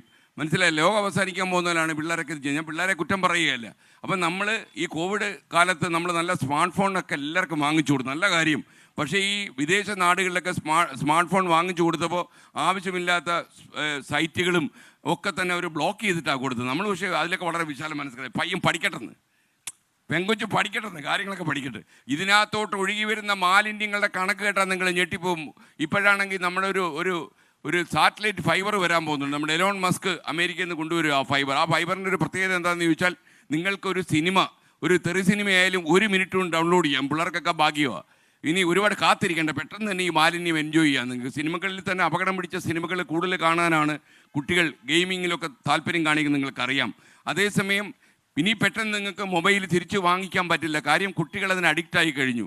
അപ്പം നിങ്ങൾ ഈ കുട്ടികളുടെ ഈ ശ്രദ്ധ മാറ്റാൻ ചെയ്യാൻ പറ്റുന്ന കാര്യം എന്നറിയാം. ആലപ്പുഴക്കാരോട് ഞാൻ പറയുക, ഇവിടെ ഉള്ള കളിക്കളങ്ങളെല്ലാം നിങ്ങൾ ഓപ്പൺ ആക്കുക, നാടക സമിതികളെല്ലാം ഓപ്പൺ ആക്കുക, പ്രസംഗ മത്സരത്തിലുള്ള വേദികളെല്ലാം പിള്ളേർക്ക് തുറന്നു കൊടുക്കുക, അതുപോലെ ക്വിസ് മത്സരങ്ങൾ നടത്തുക. കുട്ടികൾക്ക് മനസ്സിലാകരുത് നമ്മൾ ഈ പിള്ളേർ, നിങ്ങൾ എങ്ങും പോയി പറയരുത് കേട്ടോ, കുട്ടികൾക്ക് മനസ്സിലാകരുത് നമ്മൾ എന്തിനാണ് ഇത് ചെയ്യുന്നത്. കുട്ടികൾ പോലും അറിയാതെ നമ്മൾ ചില കാര്യങ്ങൾ കുട്ടികൾക്ക് ചെയ്തു കൊടുക്കുക. ഇല്ലെങ്കിലുള്ളൊരു കുഴപ്പം എന്താണെന്ന് ചോദിച്ചാൽ, നമ്മൾ വളരെ പ്രതീക്ഷയോടെ വളർത്തിക്കൊണ്ടുവന്ന ഒരു യുവജനത നമുക്ക് നഷ്ടമായി പോകുന്നു. നമുക്കറിയാം, 2 കുട്ടികളെ ഉള്ളുവെങ്കിൽ ആ കുട്ടികൾക്ക് എന്തെങ്കിലും വിനാശം സംഭവിച്ചു പോയാൽ നമുക്കൊരു സ്വാസ്ഥ്യം കെടുത്തുന്ന കാഴ്ചയായിട്ട് അത് മാറും. ഇപ്പോൾ ഞാൻ ആഗ്രഹിക്കുന്ന ഒരു പ്രഭാതം എന്ന് പറയുന്നത്, ഈ യാത്ര 30 ദിവസം കഴിഞ്ഞ് കാസർഗോഡ് അവസാനിക്കുമ്പോൾ ഈ MDMA കേരളത്തിൽ വിൽക്കുന്ന അവസാനത്തെ കച്ചവടക്കാരനും ഈ നാട് വിട്ടു പോകണം എന്നാണ് എൻ്റെ ആഗ്രഹം. അവന് വേറെ എവിടെയോ, ഈ ഭൂമണ്ഡലത്തിലെ എത്രയോ സ്ഥലങ്ങളുണ്ട്. ഈ അണ്ടകടാകത്തിൽ മറ്റെവിടെയെങ്കിലും പോയി അവന് MAയോ BAയോ MDMAയോ എന്തോ പാസ്സാക്കി അവൻ കൊടുത്തോട്ടെ. പക്ഷേ നമ്മുടെ നാട്ടിൽ ഇത് വേണ്ട. നമ്മുടെ നാട്ടിൽ ഇത് വേണ്ട എന്ന് തീരുമാനിക്കുകയാണെങ്കിൽ 2 റോളുണ്ട്. ഒന്ന്, സ്കൂളിലാണ് ഏറ്റവും വലിയ റോള്. ആദ്യത്തെ റോള് വീട്ടിലുമാണ്. വീട്ടിൽ കുട്ടികൾ സ്കൂളിൽ പോയിട്ട് വരും. ചെറിയ കുട്ടികൾ 5ാം ക്ലാസ്സിലും 7ാം ക്ലാസ്സിലും പഠിക്കുന്ന കുട്ടിക്ക് വരെ ഈ കൂളി മിഠായി കൊടുക്കുന്നുണ്ട്. നിങ്ങൾ തിരിച്ചറിയുക, ചോക്ലേറ്റിലൊക്കെ തന്നെ ഈ മാരകമായ രാസലഹരിയുടെ ചില പദാർത്ഥങ്ങൾ പെടുത്തിയിട്ട് അവർ കുട്ടികളെ ഇതിന് പ്രേരിപ്പിക്കും. നിങ്ങൾ പോലും അറിയില്ല, നിങ്ങളോട് സത്യം പറയില്ല. അപ്പോൾ ഫ്രീ ആയിട്ട് കൊടുക്കുന്ന സാധനം പിന്നീട് വില വെച്ച് കൊടുക്കും. അങ്ങനെയാണ് നമ്മുടെ ചിലപ്പോൾ ചില മൊബൈൽ ഫോണിൻ്റെ കാര്യം ഫ്രീ ആയിട്ട് കിട്ടും, പിന്നീട് മാറൂലേ, അതുപോലെയാണ്. അത് കഴിഞ്ഞ് കുട്ടി സ്കൂളിൽ പോയി കഴിഞ്ഞാൽ വഴിക്കണ്ണുമായി കാത്തിരിക്കുന്നൊരമ്മ അപ്പം തന്നെ കതവിന് കുറ്റിയിട്ട് അടുക്കളയിൽ കയറി കഴിഞ്ഞാൽ പിന്നെ ഈ കുഞ്ഞ് വന്നോ വന്നില്ലയോ എന്ന് പോലും അന്വേഷിക്കത്തില്ല. ഇപ്പം അങ്ങനെയല്ല. നിങ്ങൾ പോയി കഴിഞ്ഞാൽ ഇപ്പോൾ സെക്യൂരിറ്റി നോക്കാൻ വേണ്ടിയുള്ള ഒത്തിരി ആപ്പുകളൊക്കെ ലഭ്യമാണ്. ഈ കുട്ടി സ്കൂളിൽ ചെന്നിട്ടുണ്ടോ, സ്കൂളിൽ ചെന്നിട്ടില്ലെങ്കിൽ എങ്ങോട്ട് പോയി, വൈകുന്നേരം എത്ര മണിക്ക് സ്കൂളിൽ നിന്ന് ഇറങ്ങി, ഇതെല്ലാം നിങ്ങൾ മനസ്സിലാക്കണം. കാരണം നമ്മൾ അത്രയും വലിയൊരു അപകടത്തിൽ പെട്ടിരിക്കുകയാണ്. മലയാളികൾക്ക് ഒരിക്കലും കേട്ടുകേൾവിയില്ലാത്ത ഒരു അപകടാവസ്ഥയിലൂടെ നമ്മൾ മുന്നോട്ട് പോവുകയാണ്. പിന്നെ സ്കൂളിൽ ചെന്നാൽ ടീച്ചേഴ്സിൻ്റെ കയ്യിലിരിക്കുകയാണ് അടുത്ത റോള്. ഒരു ക്ലാസ്സിൽ 40 കുട്ടികളുണ്ടെങ്കിൽ 3 പേരടങ്ങുന്ന ഒരു കമ്മിറ്റി ഓരോ ക്ലാസ്സിലും അധ്യാപകരുണ്ടാക്കണം. ഒരു ക്ലാസ് മോണിറ്റർ, ക്ലാസ് ടീച്ചർ, പിന്നെ PTA-യുടെ ഒരാൾ, ഈ 3 പേര് ചേർന്നിട്ട് ഈ 40 കുട്ടികളെ നിരീക്ഷിച്ചുകൊണ്ടേയിരിക്കണം. നമുക്ക് എല്ലാ ക്ലാസ്സിലും ഒരു റഡാർ സംവിധാനം ആവശ്യമായ കാലമാണ്. കാരണം ആരാണെന്നറിയില്ല. നമുക്ക് എല്ലാവർക്കും അവകാശങ്ങളുണ്ട്. നമ്മുടെ മജിസ്ട്രേറ്റ് അതേ കൂടി ഇരിപ്പുണ്ട്. എല്ലാവരും മൗലികാവകാശത്തെക്കുറിച്ച് പറയും. നമ്മൾ യഥാർത്ഥത്തിൽ ഇപ്പോൾ പരിചയമില്ലാത്ത ഒരാളോട് നമ്മൾ ചോദിക്കുകയാണ്, ഇയാൾ ഇവിടെ കണ്ടിട്ടില്ല, ഇയാൾ എന്തിനാണ് ഇങ്ങോട്ട് വന്നത് ഈ സ്കൂളിൻ്റെ വരാന്തയിലേക്കെന്ന് ചോദിച്ചാൽ അയാൾ പറയും, ഞാൻ ഇന്ത്യൻ പൗരനാണ്. ഇന്ത്യൻ പൗരന് ചില സ്വഭാവവിശേഷങ്ങളൊക്കെ ഉണ്ട്, മുഖത്തടിച്ച് പറയും. എന്നിട്ട് ഇന്ത്യൻ പൗരൻ പറയും, എനിക്ക് ഈ രാജ്യത്ത് എവിടെ പോകാനുള്ള സ്വാതന്ത്ര്യം ഭരണഘടന നൽകുന്നുണ്ടല്ലോ, പിന്നെ തനിക്കെന്തിനാ പ്രശ്നമെന്ന് ചോദിക്കും. അങ്ങനെയുള്ള ആൾക്കാരോട് നിങ്ങൾ പറയേണ്ടത്, കുറച്ച് ദിവസത്തേക്ക് അങ്ങ് അവകാശത്തെക്കുറിച്ച് പറയേണ്ട, നമ്മുടെ പിള്ളേരെ അപകടത്തില്ല, അവരെ അങ്ങനെ നേരെയാക്കിയിട്ട് അവകാശം മൊത്തം അങ്ങ് അനുവദിച്ച് തരാമെന്ന് പറഞ്ഞാൽ മതി, ഇവിടുന്ന് സ്ഥലമിടാൻ പറഞ്ഞാൽ മതി. മാത്രമല്ല, അമ്മമാർ ചൂലെടുക്കണമെന്ന് ഞാൻ പറഞ്ഞു. ഈയിടയ്ക്ക് ഹൈക്കോടതി ഒരു കാര്യം പറഞ്ഞു, അധ്യാപകന് ചൂറിൽ കയ്യിൽ വെക്കാമെന്ന്. ചൂറിൽ കൈ വെക്കണം. ശരിക്കും പറഞ്ഞു കഴിഞ്ഞാൽ നമ്മുടെ ബഹുമാനപ്പെട്ട ഡിസ്ട്രിക്ട് മജിസ്ട്രേറ്റ് അദ്ദേഹം പറഞ്ഞൊരു കാര്യം നിങ്ങൾ തീക്കൊള്ളി കൊണ്ട് മനസ്സിൽ എഴുതി സൂക്ഷിക്കേണ്ട കാര്യമാണ്. ഒരു അധ്യാപകൻ കുട്ടിയെ തല്ലിയാൽ അല്ലെങ്കിൽ എന്തെങ്കിലും ഒരു അഭിപ്രായം പറഞ്ഞാൽ, വഴക്ക് പറഞ്ഞാൽ ഉടനെ നമ്മൾ വഴക്ക് പിടിക്കാൻ സ്കൂളിലെത്തും. എൻ്റെ മകനെ വഴക്ക് പറയാൻ നീ ആരാടാ എന്ന് ചോദിച്ച് സ്കൂളിൽ ചെല്ലും. പറ്റുമെങ്കിൽ ഒരു കേസും കൂടി എഴുതി കൊടുക്കും അയാളുടെ പേരിൽ. അടുത്ത പോലീസ് സ്റ്റേഷനിൽ FIR ഇടാൻ കാരണമാവും. ഞാൻ പറയുന്നത് എൻ്റെ പ്രായത്തിലൊക്കെ ഉള്ള ഒരുപാട് ആൾക്കാർ ഇവിടെ നിൽപ്പുണ്ട്. കൊല്ലം SN കോളേജിലാണ് ഞാൻ BA-ക്കും MA-ക്കും ഒക്കെ പഠിച്ചത്. ആ SN കോളേജിലെ ഒരു പ്രിൻസിപ്പൽ ഒരു കോളേജ് യൂണിയൻ ഒരു സംഘടന സമരം നടത്തിയപ്പോൾ അതിൽ ബെല്ലടിച്ച് കോളേജ് വിടാൻ ജോലി എന്നെ ഏൽപ്പിച്ചിരുന്നു. അപ്പോൾ ഞാൻ ബെല്ലെടുത്ത് അടിച്ചു. എൻ്റെ പേരെ പ്രിൻസിപ്പൽ വരികയായിരുന്നു, ഞാൻ കണ്ടില്ല. പ്രിൻസിപ്പൽ എന്നെ ഒരു 80 ഇടിയെങ്കിലും ഇടിച്ച് കാണും. ഇടിച്ച് തറയിലിട്ട് ഇടിച്ചിട്ട് ഒരു ചവിട്ടൂടെ ചവിട്ടിയിട്ട് പോയി. ഞാൻ യഥാർത്ഥത്തിൽ എനിക്ക് കിട്ടിയ ഗിന്നസ് വേൾഡ് റെക്കോർഡിനേക്കാളും ഏറ്റവും വലിയൊരു അവാർഡായിട്ടാണ് ഞാൻ അങ്ങനെ ചവിട്ടിനെ കാണുന്നത് ഇപ്പോഴും. അന്ന് അങ്ങനെ ചവിട്ടിയോണ്ട് ഞാനിപ്പോൾ ഇങ്ങനെ ഇവിടെ നിൽക്കുന്നു. അല്ലെങ്കിൽ മിക്കവാറും അതോടെ തീർന്നേനെ. കാരണം നമുക്കതൊക്കെ ഒരു വലിയ അഭിമാനമായിട്ട് കണ്ട ഒരു ജനറേഷൻ നമ്മുടെ പിന്നാലെ ഉണ്ട്. അധ്യാപകൻ തല്ലിയാൽ അതൊരു അഭിമാനമായി കാണുക. അധ്യാപകൻ എന്തിനാണ് തല്ലുന്നത്? നമ്മളെ നേരെയാക്കാൻ വേണ്ടിയില്ലേ? നമ്മൾ ഒരുപാട് കാര്യങ്ങളിൽ അബദ്ധങ്ങൾ ചെയ്തു വെച്ച ഒരു സംസ്ഥാനമായി ഇത് മാറുക. അതേസമയം കേരളം എന്ന് പറയുന്ന ഈ പച്ചപ്പുള്ള നാട്, 44 നദികൾ ഒഴുകുന്ന നാട്, മനോഹരമായ ആലപ്പുഴയൊക്കെ നമ്മുടെ ക്യാമറമാർക്ക് കൊതിയാ ഫ്രെയിം വെക്കാൻ. എങ്ങോട്ട് വെച്ചാലും അങ്ങ് സൗന്ദര്യമല്ലേ, എങ്ങോട്ട് വെച്ചാലും അങ്ങ് സൗന്ദര്യമാണ്. ആലപ്പുഴയിലെ ഹൗസ് ബോട്ടുകളുമൊക്കെ നമുക്ക് ദൃശ്യങ്ങളിൽ കാണുമ്പോൾ നമുക്ക് കൊതിയാണ് ഈ മണ്ണിൽ വന്ന് ജീവിക്കാൻ. ഇങ്ങനെയുള്ള നാട്, നമ്മൾ കോവളം എന്നൊക്കെ പറഞ്ഞ സായിപ്പന്മാർ ഈ നട്ടുച്ചയ്ക്കൊക്കെ അത്യാവശ്യം ജൗളിയൊക്കെ കുറച്ച് കുറവായിരിക്കും. എന്നാൽ പോലും ഈ മണലിൽ കിടന്ന് ഇങ്ങനെ വികരിക്കുന്ന കണ്ടാലേ അവരങ്ങ് വിളയാടുക. നമ്മൾ പൂന്തി വിളയാടുക എന്നൊക്കെ പറയില്ലേ, അതുപോലെ വിളയാടുക. കാരണം അവർ ഈ മണ്ണിനെ അത്ര ഇഷ്ടപ്പെടുന്നുണ്ട്. ഒരുപാട് അമ്പരചുംബികളായ ഒരുപാട് കെട്ടിടങ്ങൾ വെച്ച് കൂട്ടിയെങ്കിലും ഈ കോവളം പോലെയുള്ള സ്ഥലങ്ങളും തേക്കടി പോലുള്ള സ്ഥലങ്ങളുമൊക്കെ വിദേശ സഞ്ചാരികൾക്ക് വലിയ വലിയ അട്രാക്ഷനാണ്. നമ്മുടെ നാടെന്ന് പറഞ്ഞാൽ വലിയൊരു പ്രോപ്പർട്ടിയാണ് കേട്ടോ. നമ്മൾ യഥാർത്ഥത്തിൽ കാര്യമായിട്ട് വിറ്റിട്ടില്ല നമ്മുടെ നാട്. ഇപ്പോഴും ആലപ്പുഴ പോലെയുള്ള ടൂറിസത്തിന് സാധ്യതയുള്ള ജില്ലകൾ പൂർണ്ണമായിട്ടും ഉപയോഗിക്കാൻ നമുക്ക് കഴിഞ്ഞിട്ടില്ല. അപ്പോൾ വിദേശ സഞ്ചാരികളും ഈ മറ്റുള്ള സംസ്ഥാനങ്ങളിൽ വരുന്ന സഞ്ചാരികളെയും കൊണ്ട് നല്ല വരുമാനം ഉണ്ടാക്കിക്കൊണ്ടിരിക്കുന്ന നമ്മൾ, പിൽഗ്രിമേജ് ടൂറിസമൊക്കെ നമ്മുടെ നാട്ടിലുണ്ട്. നിങ്ങൾക്ക് ശബരിമലയും ഗുരുവായൂരും ഒക്കെ ഉണ്ട്.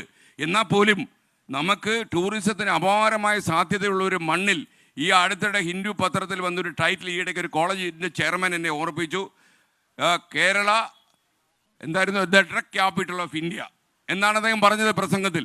അതായത് ഇന്ത്യയിലെ മയക്കുമരുന്നിൻ്റെ തലസ്ഥാനമാണ് കേരളം എന്ന ഖ്യാതി. നമുക്കൊരിക്കലും ആ മേൽവിലാസം ചേരില്ല. പക്ഷേ ആ മേൽവിലാസം ഹിന്ദു പത്രത്തിൻ്റെ 8 കോളത്തിൽ വലിയ തലക്കെട്ടിൽ വന്നു കഴിഞ്ഞു. നമ്മൾ ഇതുവരെ ഈ നാട്ടിൽ ഇങ്ങനെയൊന്നും സംഭവിക്കുന്നില്ല എന്ന് ഊറ്റം കൊണ്ട് നടന്നവരാണ്. ഞാൻ ഒരിക്കലും പ്രതീക്ഷിച്ചില്ല കേട്ടോ. ഞാൻ എൻ്റെ സ്വപ്നത്തിൽ പോലും കേരളത്തിലെ ജനങ്ങൾക്ക് ഇത്രയും മുഖം കുത്തി വീഴാനുള്ള സാഹചര്യമുണ്ടെന്ന് വിശ്വസിച്ചില്ല. കാരണം അതുകൊണ്ട് കൊലപാതകങ്ങൾ നടക്കുന്നു എന്നുള്ളത് മാത്രമല്ല, മനസ്സമാധാനത്തോടെ ഒരു അമ്മയ്ക്ക് ഉറങ്ങാൻ പറ്റുമോ? സ്കൂളിൽ കുട്ടിയെ വിട്ടിട്ട് സമാധാനത്തോടെ വീട്ടിലിരിക്കാൻ പറ്റുമോ? രാത്രിയിൽ കിടന്നുറങ്ങിയാൽ അടുത്ത മുറിയിൽ കഥകടച്ച് കിടക്കുന്ന മകൻ എന്താണ് കാണിക്കുന്നതെന്നുള്ള ടെൻഷനാകില്ലേ അമ്മയ്ക്ക്? നമുക്ക് ചെയ്യാൻ കഴിയുന്ന 2 കാര്യമാണ്. ഒന്ന്, ഉറവിടങ്ങളിൽ പോയി ഇത് നശിപ്പിക്കാനും ഇവന്മാരെ കയ്യാമം വയ്ക്കാനും നമ്മുടെ പോലീസിന് കഴിയണം.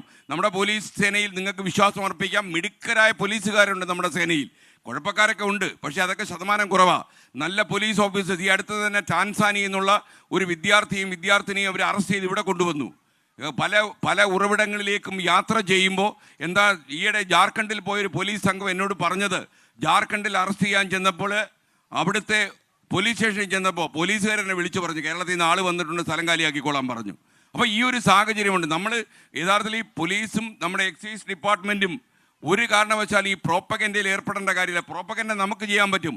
ഒരു ചാനലിൻ്റെ സാധ്യത മുഴുവൻ ഉപയോഗിച്ച് പ്രചാരവേല നമ്മൾ ചെയ്യുകയാണ്. മാത്രമല്ല, നമ്മൾ പ്രചാരവേല തുടങ്ങിയ സമ്മർദ്ദമാണോ എന്ന് എനിക്കറിയില്ല. കേരളത്തിൽ വ്യാപകമായ റെയ്ഡ് നടക്കുകയാണ്. ഇപ്പോൾ കൊച്ചിയിലൊക്കെ റെയ്ഡിൻ്റെ ഘോഷയാത്രയാണിപ്പോൾ. ഒരുപാട് റെയ്ഡുകൾ നടക്കുന്നുണ്ട്. ഇത് കുട്ടികളെ നിങ്ങൾ ഒരിക്കലും പ്രതികാരത്തോടെ കാണാനും പാടില്ല. ഉറവിടങ്ങൾ അടയ്ക്കണം. ഇങ്ങോട്ട് ഒഴുകാൻ പാടില്ല. ഇങ്ങോട്ട് ഒഴുകുകയാണെങ്കിൽ ഈ പ്രശ്നം ഇന്നും നാളെയും തീരാൻ പാടില്ല. 90 ദിവസങ്ങൾക്കപ്പുറം നമ്മൾ ഈ പ്രശ്നം വെച്ച് വളർത്തരുത്. ഇതിനകത്ത് പാർട്ടിയില്ല, രാഷ്ട്രീയമില്ല, കക്ഷി രാഷ്ട്രീയ ചിന്തയില്ല, മതമില്ല, ജാതിയില്ല. കേരളമെന്ന നമ്മുടെ നല്ല മണ്ണ്, ഈ സംസ്ഥാനം അതിൻ്റെ അതേ ശക്തിയിൽ മുന്നോട്ട് പോകണം. അങ്ങനെ ഉണ്ടെങ്കിൽ അധ്യാപകർ ശ്രദ്ധിക്കണം, വീട്ടുകാർ ശ്രദ്ധിക്കണം. അതുകൊണ്ട് എനിക്കൊന്നേ നിങ്ങളോട് പറയാനുള്ളൂ. ഞാൻ ഈ നിരന്തരമായി ആവേശം കൊണ്ട് സംസാരിച്ച ശബ്ദം തന്നെ എന്നോട് പിണങ്ങി തുടങ്ങി. മാത്രമല്ല, തലച്ചോറിൽ നിന്നൊരു സിഗ്നൽ എൻ്റെ വേറൊരു ഓർഗനിലേക്ക് വരുന്നുണ്ട്, വോക്കൽ കോഡിലേക്ക്. മാതിയുടെ നിർത്ത്. അപ്പം എനിക്കൊന്നുകൂടി, ഞാൻ ഒരുപാട് ഇതിനെക്കുറിച്ച് ഇപ്പോൾ സംസാരിച്ചിട്ടുണ്ട്. SKN40 എന്ന് പറയുന്നത് നമ്മുടെ ഒരു യൂട്യൂബ് ചാനൽ തന്നെ നമ്മൾ ഇതിനായിട്ട് ഓപ്പൺ ചെയ്തതാണ്. നിങ്ങൾക്ക് ലോഗിൻ ചെയ്ത് നോക്കാവുന്നതാണ്. അപ്പോൾ ഇന്ന് നിങ്ങളോട് പറയാനുള്ള ഒരു കാര്യം കൂടി പറഞ്ഞ് ഞാൻ അവസാനിപ്പിക്കുകയാണ്. നമ്മുടെ രക്ഷകർത്താക്കളും നമ്മുടെ അധ്യാപകരും നമ്മുടെ PTA യും അതുപോലെ നമ്മുടെ പൊതുപ്രവർത്തകരും യുവജന സംഘടനകളും NGOസും എല്ലാം ഒന്നു ചേർന്ന് ഒരേ ശബ്ദത്തിൽ ഒരു സാഗരം പോലെ, നമ്മൾ കോവിഡിനെ നേരിട്ടവരാണ്, പ്രളയത്തെ നേരിട്ടവരാണ്. ഇങ്ങനെയുള്ള പ്രതിസന്ധികളെ മുഴുവൻ കടന്നുപോയ പാരമ്പര്യവും ചരിത്രവും മലയാളിക്കുണ്ട്. മലയാളിക്ക് ഒരു ശബ്ദമേ ആകാവൂ. ഈ കാര്യം, ഈ പ്രതിസന്ധി നമുക്ക് കടന്നു പോകണം. ഈ പോലീസിങ് മുഴുവൻ സംസ്ഥാന സർക്കാർ ചെയ്യട്ടെ, സംസ്ഥാന ആഭ്യന്തര വകുപ്പ് ചെയ്യട്ടെ, പ്രചാരണം മുഴുവൻ നമുക്ക് നടത്താം. നമ്മുടെ കുട്ടികളെ പറഞ്ഞ് മനസ്സിലാക്കണം, നമ്മുടെ അധ്യാപകരെ പറഞ്ഞ് മനസ്സിലാക്കണം. അത്യാഹിതം തൊട്ടടുത്ത് തന്നെ ഉണ്ട്, കാഷ്വാലിറ്റി ആസന്നമാണ്, വളരെ അടുത്ത് തന്നെയുണ്ട്. നമ്മൾ ഇതിന് അമാന്തം കാണിച്ചാൽ നമുക്ക് സമാധാനമായി നമ്മുടെ വീടുകളിൽ കഴിയാൻ പറ്റില്ല. നിങ്ങൾക്ക് നടു റോഡിലൂടെ ഇപ്പോൾ ഒരു യാത്ര ചെയ്യാൻ പറ്റുമോ? പാതിരായ്ക്ക് എതിരെ വന്ന് വണ്ടി കൊണ്ടിരിക്കുന്ന MDMA-കാരൻ കാണും. ഞാനൊക്കെ നിങ്ങളോട് തുറന്നു പറഞ്ഞാൽ, തമാശയ്ക്കാണെങ്കിലും ഞാൻ പറയുന്നത്, ആരെങ്കിലും കൊണ്ടൊന്ന് വണ്ടി തട്ടിയാലും നമ്മൾ തിരിച്ചൊന്നും പറയില്ല, താങ്ക് യു എന്നേ പറയൂ. കാരണം എന്താ അറിയുമോ, ഒന്ന് നമ്മുടെ ഒരു വിൻഡോ ഒന്ന് താഴ്ത്തി നമ്മൾ നോക്കിയാൽ അവൻ വിൻഡോയ്ക്ക് അകത്തൂടെ കത്തിയെടുത്ത് നമ്മുടെ മോന്തയ്ക്ക് കുത്തിക്കളയും. അതുകൊണ്ട് നമ്മൾ അഥവാ ഒന്ന് ഇടിച്ചാലും താങ്ക് യു നല്ലൊരു കാര്യം ചെയ്തുപോലെ നമ്മൾ പറഞ്ഞിട്ട് പോകും. പണ്ടിങ്ങനെയായിരുന്നു, നമ്മൾ ഇറങ്ങിയെന്ന് ചോദിക്കത്തില്ല, എവിടെ നോക്കിയാടാ വണ്ടി ഓടിക്കുന്നത് എന്നൊക്കെ നമ്മൾ ചോദിച്ചവരാണ്. ഇപ്പം നമുക്കൊന്നും ചോദിക്കാൻ നാവ് പൊങ്ങത്തില്ല. കാരണം ചിലപ്പോൾ ചോദിച്ചാൽ പിന്നീട് ചോദിക്കേണ്ടി വരത്തില്ല. അതാണ് ഇപ്പോഴത്തെ ഒരു അവസ്ഥ. അപ്പം അവസ്ഥ കുറച്ച് കടുപ്പമാണ്. നിങ്ങൾ എന്നോട് ചോദിച്ചാൽ ഞാൻ ഉറപ്പിച്ചു പറയും, നമ്മൾ കുറച്ച് താമസിച്ചു പോയി, വി ആർ വെരി ലേറ്റ്. പക്ഷേ എന്നിരുന്നാലും ആത്മവിശ്വാസം കെട്ടുപോകാതിരിക്കാൻ വേണ്ടി ഞാൻ പറയുന്നു, ഇപ്പോഴും ഈ കാര്യങ്ങളെ നിയന്ത്രിക്കാൻ നമ്മുടെ പോലീസ് സംവിധാനത്തിന് കഴിയും, നമ്മുടെ ജുഡീഷ്യൽ സംവിധാനത്തിന് കഴിയും, നമ്മുടെ എക്സൈസ് ഓഫീസേഴ്സിന് കഴിയും. അവർക്ക് സ്വാതന്ത്ര്യം കൊടുക്കും. മുഖ്യമന്ത്രി ഉറപ്പിച്ച് എന്നോട് തന്നെ പറഞ്ഞു, ഒരു കക്ഷി രാഷ്ട്രീയക്കാരനും പോലീസ് സ്റ്റേഷനിൽ ഇക്കാര്യത്തിൽ ഇടപെടാൻ അനുവദിക്കില്ല എന്ന് പറഞ്ഞു. അത് അദ്ദേഹം നടപ്പിലാക്കിയിട്ടുണ്ട്. കക്ഷി രാഷ്ട്രീയക്കാർ പോലീസ് സ്റ്റേഷനും ഭരിക്കേണ്ട ആവശ്യമില്ല. ഇവിടെ പോലീസുകാരുണ്ടല്ലോ, അവർ ഭരിക്കട്ടെ. മാത്രമല്ല, ഇത് നമുക്ക് നേരിട്ട് ഈ മാഫിയ സംഘങ്ങളെ പോയി പിടിക്കാനോ അവനെ അറസ്റ്റ് ചെയ്ത് കൊണ്ടുവരാനൊന്നും കഴിയില്ല. വിദേശ നാടുകളിലിരുന്ന് നിയന്ത്രിക്കുന്ന ഒരുപാട് കാര്യമുണ്ട്. കൊച്ചിയൊക്കെ സത്യം പറഞ്ഞു കഴിഞ്ഞാൽ, മനോഹരമായ കൊച്ചിയുടെ ഉള്ളറകളിൽ അധോലോകത്തിൻ്റെ പ്രവണതകൾ ഇങ്ങനെ മുളപൊട്ടുകയാണ്. അവിടെ ഇഷ്ടം പോലെ മയക്കുമരുന്ന് കുറേ കാലം മുമ്പേ വരുന്നു. എന്നോടൊരു പണ്ടൊരു എക്സൈസ് കമ്മീഷണർ തന്നെ പറഞ്ഞു, ഒരു 4 വർഷത്തിനോ 3 വർഷത്തിനോ മുമ്പാണ് അദ്ദേഹം എന്നോട് പറഞ്ഞത്, നിങ്ങൾ കൊച്ചി നഗരത്തെയും അതേപോലുള്ള നഗരങ്ങളെയും നിങ്ങൾ ക്ലോസ് ആയിട്ട് ശ്രദ്ധിക്കുന്നില്ലെങ്കിൽ കനത്ത വില കൊടുക്കേണ്ടി വരുമെന്ന് പറഞ്ഞു. അദ്ദേഹം പറഞ്ഞ 5 കൊല്ലം കഴിയുമ്പോഴാണ്, 3 കൊല്ലം കഴിഞ്ഞപ്പോൾ തന്നെ അതിൻ്റെ വില നമ്മൾ കൊടുത്തു തുടങ്ങി. അപ്പോൾ നമ്മുടെ സമാധാനം അപ്പാടെ പോകുന്ന അവസ്ഥയാണ്. നിങ്ങൾ ധൈര്യമായിട്ട് വിശ്വസിച്ചോളൂ, ഞങ്ങളുടെ വാർത്താമുറികളിൽ വരുന്ന പല വാർത്തകളും നമ്മൾ സംപ്രേഷണം ചെയ്യുന്നില്ല. ചില വാർത്തകൾ മനംപുരട്ടലിലൂടെയാണ് നമ്മൾ സംപ്രേഷണം ചെയ്യുന്നത്. അമ്മയെ പീഡിപ്പിക്കാൻ ശ്രമിച്ച മകൻ്റെ വാർത്തയൊക്കെ എങ്ങനെയാണ് പെറ്റമ്മയുടെ കൂടെ ജീവിച്ച എന്നെപ്പോലെ ഒരാൾ വാർത്തയായി വായിക്കുന്നത്? വലിയ പാടാണത്. അപ്പോൾ ഈ പ്രക്ഷേപണം ചെയ്ത വാർത്തയെക്കാളും വളരെ കൂടുതലാണ് പ്രക്ഷേപണം ചെയ്യാത്ത വാർത്തകൾ എന്ന് തിരിച്ചറിവുണ്ടെങ്കിൽ, കുട്ടികളെ നമുക്ക് അവരുടെ സ്കൂൾ ബാഗ് പരിശോധിക്കാനും, കോളേജിൽ പോകുന്ന കുട്ടികൾ കോളേജിൽ തന്നെ പോയതാണോ എന്ന് അന്വേഷിക്കാനും, അധ്യാപകരോട് നിരന്തരം സമ്പർക്കം പുലർത്താനും, അധ്യാപകർ അവർ ആഡഡ് ഉത്തരവാദിത്വം കാണിക്കാനും, ഓരോ കുട്ടിയുടെയും ചലനങ്ങൾ ഏറ്റവും മനസ്സിലാകുന്ന അധ്യാപകനും അമ്മയ്ക്കുമാണ്. അതുകൊണ്ട് അധ്യാപകർ കുറച്ചുകൂടി ഈ നാടിന് വന്നിരിക്കുന്ന ഒരു അപജയം, ഒരു പരാജയം, അതിൽ നിന്ന് നാടിനെ മുന്നോട്ട് കൊണ്ടുപോകാൻ വേണ്ടി അധ്യാപകർ കൂടി സംഘടിതരായി ഇറങ്ങട്ടെ എന്ന് ആത്മാർത്ഥമായി ആഗ്രഹിച്ചുകൊണ്ട്, നമുക്ക് 30 ദിവസം കഴിയുന്തോറും ഈ 30 ദിവസം കഴിയുമ്പോൾ തന്നെ ഈ ചേട്ടന്മാരൊക്കെ ഈ നാട് വിട്ടു പോകണം എന്ന് ആത്മാർത്ഥമായ ആഗ്രഹമുണ്ട്. മാത്രമല്ല 30 ദിവസമല്ല 45 ദിവസം കഴിഞ്ഞാലും ഈ MDMA പോലുള്ള രാസലഹരി കേരളത്തിൽ വിറ്റഴിയുന്നവൻ എത്ര കെടികെട്ടിയ അന്താരാഷ്ട്ര മാഫിയാണെങ്കിലും നമ്മുടെ കഴുത്തിൽ രാവിലെ നോക്കുമ്പോൾ തലയുണ്ടെങ്കിൽ നമ്മൾ ഈ പ്രചാരണ പരിപാടികളുമായി മുന്നോട്ട് പോകും. ചില ആൾക്കാരൊക്കെ എന്നോടുള്ള സ്നേഹം കൊണ്ട് പറയുന്നുണ്ട്, നിങ്ങൾക്ക് വല്ല ഭീഷണികൾ വല്ലതും ഉണ്ടോ? ജീവിതത്തിൽ ഭീഷണിയൊക്കെ വരുമെന്നേ, ഫോണൊക്കെ വിളിച്ച് ചില ആൾക്കാർ ചീത്ത പറയും. നമ്മളെ തട്ടാനാണെങ്കിൽ ഫോൺ വിളിച്ച് പറയേണ്ടി വരണ്ടേ, അങ്ങ് തട്ടിയാൽ പോരെ. അതുകൊണ്ട് നിങ്ങളാരും അങ്ങനെ ഭയക്കരുത്. നിങ്ങളിപ്പോൾ ഏതെങ്കിലും ഒരുവനെക്കുറിച്ച് എക്സൈസ് ഡിപ്പാർട്ട്മെൻറ്റ് വിവരം കൊടുത്തു, ചില ആൾക്കാർ വന്നിട്ട് പറയും, നിന്നെ കൊച്ചു പിച്ചാത്തേക്ക് ഞാൻ കാണിച്ചു തരാടാന്നൊക്കെ പറയും. കാര്യമൊന്നുമില്ല. പക്ഷേ നിങ്ങൾ ഒറ്റയ്ക്ക് നേരിടാൻ പറ്റുന്ന മാഫിയ സംഘങ്ങളല്ല ഇതിൻ്റെ പിന്നിലുള്ളത്. ഒരു സംഘമായിട്ട് അയലത്തുള്ള ആൾക്കാരെയും കൂടി സംഘടിപ്പിച്ച്, പ്രത്യേകിച്ചും സ്ത്രീകളൊക്കെ ഇങ്ങനെ ചൂലുമായിട്ട് റോഡിൽ ഇറങ്ങിയാലുണ്ടല്ലോ, ഈ മാഫിയ സംഘങ്ങൾ ഇവിടെ കാണത്തില്ല. നിങ്ങൾ സ്കൂൾ വരാന്തയിലേക്ക് ഒന്ന് പോകണം. ഞങ്ങൾ ഈ പുരുഷന്മാരുടെ ഒരു സൈക്കോളജിയായ സ്ത്രീകളോട് പറയുക, ഞങ്ങൾക്ക് ഈ സ്ത്രീകളുടെ ആട്ട് കിട്ടിയ വലിയ മനക്കെടാ, വലിയ നാണക്കെടാ. അപ്പോൾ നിങ്ങൾ സ്കൂളിലേക്കൊക്കെ പോകുമ്പോൾ ആവശ്യമില്ലാത്തവൻ സ്കൂൾ വരാന്തേ കിടന്ന് കറങ്ങി എന്ന് പറഞ്ഞു കഴിഞ്ഞാൽ അവൻ ജീവിതത്തിൽ അവിടെ പിന്നെ കാണത്തില്ല. അവൻ നല്ല ആട്ടാട്ടണം, പിന്നെ കയ്യിൽ ചൂലും വേണം. അപ്പോൾ ഈ സ്കൂളിൻ്റെ വരാന്തയൊക്കെയാണ് ഇവരുടെ ആക്രമണ കേന്ദ്രം. നിങ്ങൾ ഒന്നറിയേണ്ടത്, ഈ സ്കൂൾ വരാന്തകൾ ഇവർ ആക്രമിക്കുന്നതിൻ്റെ കാരണം എന്താണെന്ന് ചോദിച്ചു കഴിഞ്ഞാൽ, ഈ വരാന്തകളിലുള്ള കുട്ടികളെ കൊണ്ട് ഇതിൻ്റെ വാഹകരാക്കുക, കാരിയർമാരാക്കുക. അതായത് ആദ്യം ഇവരെ ഇതിന് വിധേയമാക്കുക, ഇത് കൊടുത്ത് പഠിപ്പിക്കുക. കഴിച്ചു കഴിയുമ്പോൾ ഇവരോട് പറയും, സോഷ്യൽ മീഡിയയിൽ നിന്നെക്കുറിച്ച് എഴുതും, അപ്പോൾ തന്നെ നിലതെറ്റും മിക്കവാറും. എന്നിട്ട് ഇത് വിറ്റഴിക്കുന്ന ജോലി. കളമശ്ശേരി പോളിടെക്നിക്കൽ കോളേജിൽ നിങ്ങൾ കണ്ടതല്ലേ, 2 കിലോ കഞ്ചാവ് അവിടുന്ന് പിടിച്ച എക്സൈസുകാരും പോലീസുകാരും ഞെട്ടിപ്പോയി. ഈ 2 കിലോ കഞ്ചാവ് എവിടേക്കാണ് കൊടുക്കേണ്ടതെന്നുള്ള വാട്സപ്പ് ഗ്രൂപ്പ് ഉണ്ടാക്കിയിരിക്കുന്നു. കളമശ്ശേരി 275 ഗ്രാം, കളമശ്ശേരിക്ക് അപ്പുറത്തെ സ്റ്റോപ്പിൽ 300 ഗ്രാം, ഇങ്ങനെ കണക്കെഴുതി വെച്ചിരിക്കുക. പിള്ളേർ പൈസ ഉണ്ടാക്കാൻ വേണ്ടി ചെയ്താണെന്നാണ് പറഞ്ഞത്. ഹോസ്റ്റൽ മുറിയാണ്. നിങ്ങളൊന്ന് ആലോചിച്ച് നോക്കണം. കോളേജിൽ പഠിക്കുന്ന കുട്ടികൾക്ക് വീട്ടിൽ തിരിച്ചു പോകാൻ സമയം കിട്ടില്ല എന്നതുകൊണ്ട് വലിയൊരു സങ്കല്പം വെച്ച് ഉണ്ടാക്കിയതാണ് ഈ ഹോസ്റ്റൽ മുറി എന്ന് പറയുന്നത്. ഈ ഹോസ്റ്റൽ മുറി ഇപ്പോൾ റാഗിങ്ങിൻ്റെയും തടങ്കൽ പാളയത്തിൻ്റെയും മയക്കുമരുന്നിൻ്റെയും ഒക്കെ കേന്ദ്രമായി മാറുകയാണ്. മാത്രമല്ല ചില കോളേജുകളിലേക്കൊക്കെ തന്നെ കേരളത്തിലെ പ്രശസ്തമായ എറണാകുളത്തൊക്കെ ഉള്ള ചില കോളേജുകളിലേക്ക് പോലീസിന് കടന്നു ചെല്ലാൻ വലിയ ഭയമായിരുന്നു. പോലീസുകാരോട് എനിക്ക് പറയാനുള്ളത്, നിങ്ങൾക്കിത് വീട് കിട്ടിയ ഒരു അവസരമാണ്. ഏത് സ്ഥലത്തേക്കും അനുവാദം വാങ്ങാതെ, പ്രിൻസിപ്പലിൻ്റെ പെർമിഷൻ ഇല്ലാതെ നിങ്ങൾക്ക് കടന്നു ചെല്ലാൻ ഈ മയക്കുമരുന്നിൻ്റെ ഭീഷണി നിങ്ങൾക്ക് അനുവാദമായി കിട്ടും. നിങ്ങൾ ധൈര്യമായിട്ട് കയറി ചെല്ലുക. ഒരുപാട് കാലവും നമ്മൾ ഈ മണ്ണിൽ ജീവിക്കില്ല. കുറച്ചൊരു ചെറിയ കാലമേ ഉള്ളൂ. ഒരു 10-75 വർഷമേ നമ്മളിവിടെ പരമാവധി ജീവിക്കൂ. ഈ 75 കൊല്ലത്തിനിടെ നാട്ടിലൊരു നല്ല കാര്യം ചെയ്യാൻ വേണ്ടി ഒരു പോലീസുകാരൻ പെർമിഷൻ ഇല്ലാതെ കോളേജിൻ്റെ അകത്ത് കയറി ചെല്ലണം. എത്ര വലിയവനായാലും എത്ര വലിയ വീട്ടിലെ കുട്ടിയായാലും പിടിച്ചുകൊണ്ട് പോകണം. അതേസമയം കുട്ടികളെ പ്രതികളാക്കുന്നു, കുട്ടികളെ ശാസിക്കുന്നു, കുട്ടികളെ നമ്മൾ പ്രതികാരഭാവത്തോടെ കാണുന്നു എന്നതിനോട് ഞാൻ ഒരിക്കലും യോജിക്കുന്നില്ല. ഈ കുട്ടികൾ ഈ ലെവലിലൊക്കെ ആയതിൻ്റെ ഒരു കാരണം ചില നിയമപ്രശ്നങ്ങളൊക്കെ ഉണ്ട്, ഞാൻ പറയുന്നില്ല. കാര്യം 1 കിലോ കഞ്ചാവ് ഉണ്ടെങ്കിലേ ശിക്ഷിക്കാൻ പറ്റൂ എന്നൊക്കെ പറയുന്നു. ഈ കുട്ടികളെ ആക്കുന്നതിൻ്റെ പിന്നിൽ ഒരു വലിയ സംഘം പ്രവർത്തിക്കുന്നുണ്ട്. ആ സംഘത്തിന് തടയിടുകയാണ് നമ്മൾ ചെയ്യേണ്ടത്. നമ്മുടെ കുട്ടികളെ സംരക്ഷിക്കാനുള്ളൊരു മാനസികാവസ്ഥ നിങ്ങൾക്കുണ്ടാകട്ടെ. ഒന്നുകൂടി ഞാൻ പറയാം, നിങ്ങൾ ഇതൊക്കെ ആലോചിച്ച് ഞാൻ ഈ പറയുന്ന എല്ലാവരെ കേട്ടിട്ട് ഇന്ന് രാത്രി നിങ്ങൾ ഉറക്കം വരാതെ ചവിട്ടി കയറരുത്. അങ്ങനെ ആവേണ്ട കാര്യമില്ല. കാര്യം ഇപ്പോഴും നിങ്ങൾക്ക് ധൈര്യമായിട്ട് വിശ്വസിക്കാം, നമ്മുടെ നാട്ടിലെ പോലീസ് സംവിധാനം ശരിക്ക് പ്രവർത്തിച്ചാൽ എത്ര വലിയ ഇൻ്റർനാഷണൽ മാഫിയ ആയാലും അവന്മാരെ തകർക്കാനുള്ള കപ്പാസിറ്റി നമ്മുടെ ചുറുചുറുക്കുള്ള പോലീസ് ഓഫീസേഴ്സിനുണ്ട്. അവരത് ചെയ്യും. അവരിൽ വിശ്വസിക്കുക. പിന്നെ അവർക്ക് ധാർമ്മികമായ എല്ലാ പിന്തുണയും നിങ്ങൾ കൊടുക്കുക. മയക്കുമരുന്ന് ലോബിയുമായി ബന്ധപ്പെട്ടവൻ കലാലയത്തിൻ്റെ വരാന്തയിൽ വന്നാൽ അവനെ തല്ലി ഓടിക്കുക. ഒരടി കൊടുത്താലും കുഴപ്പമില്ല, പക്ഷേ അടിക്ക് പ്രേരിപ്പിക്കരുതെന്നാണ് നിയമം പറയുന്നത്. പ്രത്യേകിച്ച് ഒരു ജില്ലാ മജിസ്ട്രേറ്റിൻ്റെ സാന്നിധ്യത്തിലൊക്കെ ഞാനത് പറഞ്ഞാൽ നാളെ ചിലപ്പോൾ എനിക്ക് പ്രശ്നമായി പോകും. അപ്പോൾ അതുകൊണ്ട് ഞാൻ പറയുന്നത്, നമ്മൾ ഒരുപാട് അപകടത്തിലേക്ക് നീങ്ങിക്കൊണ്ടിരിക്കുകയാണ്. ഇനി നമുക്ക് സമയമില്ല. നമ്മളൊട്ടും അമാന്തിക്കരുത്. ഇനി നിങ്ങൾ സ്നേഹത്തോടെയും വാത്സല്യത്തോടെയും വീട്ടിൽ പെരുമാറുക. കുട്ടികളെക്കുറിച്ച് അന്വേഷിക്കുക. കോളേജുകളിൽ അവരെത്തിയിട്ടുണ്ടെന്ന് അന്വേഷിക്കുക. അധ്യാപകർ അവരുടെ ജോലി ചെയ്യുക. പോലീസ് ഓഫീസേഴ്സ് അവരുടെ ജോലിയും ചെയ്യുക. എക്സൈസുകാർ ഉറവിടം തേടി കാര്യങ്ങൾ അന്വേഷിക്കുക. ഒരു നല്ല പ്രഭാതം ഈ 30 ദിവസം യാത്ര കഴിയുമ്പോഴുണ്ടാകും എന്ന പ്രതീക്ഷയോടെ ഈ തൊണ്ടയുടെ വരൾച്ച കൊണ്ട് ഞാൻ എൻ്റെ വാക്കുകൾ അവസാനിപ്പിക്കുന്നു. നമുക്ക് ഇനിയും കാണാം, കാണേണ്ടി വരും. ബായ്. ഒരു നമ്മുടെ മജീഷ്യൻ ദീപു ഉണ്ട് ഇവിടെ. ഇദ്ദേഹം നേരത്തെ ഒരു മാജിക് കാണിച്ചു. അത് ലഹരിക്ക് എതിരായിട്ടാണ് കാണിച്ചത്. സാർ വന്നിട്ട് ഒരു ഐറ്റം കൂടി ഉണ്ടെന്ന് പറഞ്ഞു. അപ്പോൾ അതിലേക്ക് അങ്ങ് പോകാൻ തോന്നുന്നു അല്ലേ? എന്നെ ഡിസപ്പിയർ ചെയ്യുന്ന പരിപാടിയാണോ? ഒറ്റ സെക്കൻഡ്. അപ്പോൾ ഇവരെ ആവശ്യപ്പെട്ടു ഒരു സ്വീകരണം ഒരുക്കിയിട്ടുണ്ട് SKN എല്ലാവരും കൂടി. അത് വ്യാപാരി വ്യവസായ ഏകോപന സമിതി മറ്റ് വിവിധ പ്രിയമുള്ളവരെ, കേരള വ്യാപാരി വ്യവസായ ഏകോപന സമിതി ഒരു സ്വീകരണവും അതോടൊപ്പം തന്നെ ഗോൾഡ് ആൻഡ് സിൽവർ മറ്റു സംഘടനകളുടെയും സ്വീകരണമാണ് ഇപ്പോൾ നടക്കാൻ വേണ്ടി പോകുന്നത്.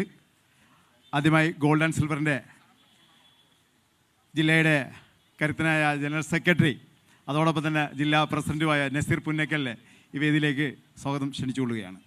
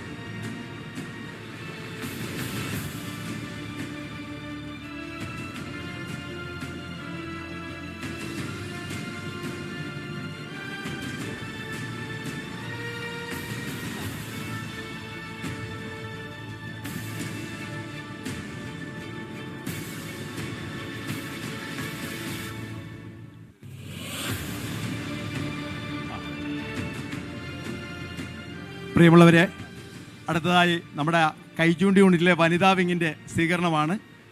വനിതാ വിങ്ങിലെ അംഗങ്ങൾ അകത്തോട്ട് കയറി വരിക.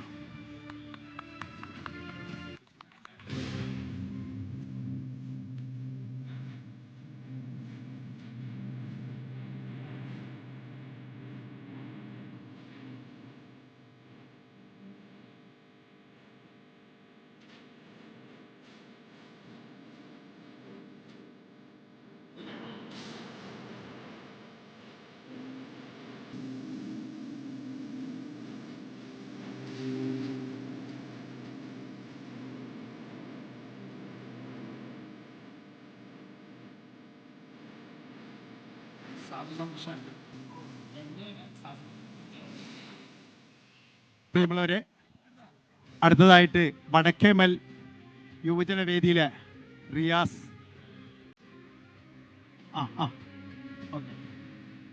സ്വീകരിക്കാനായി ക്ഷണിക്കുകയാണ്.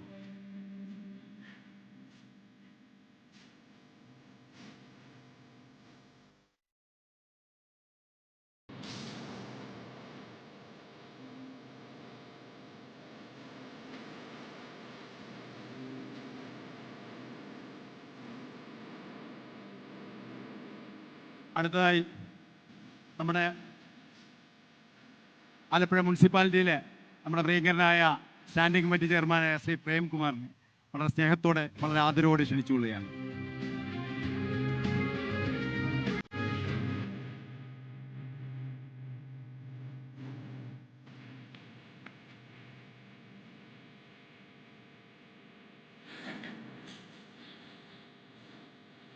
അടുത്തതായി കേരള വ്യാപാരി വ്യവസായി സമിതിയുടെ ജില്ലാ ജനറൽ സെക്രട്ടറി അഫ്സലിനെ വളരെ സ്നേഹത്തോടെ വളരെ ആദരവോടെ ക്ഷണിച്ചുകൊള്ളുകയാണ്.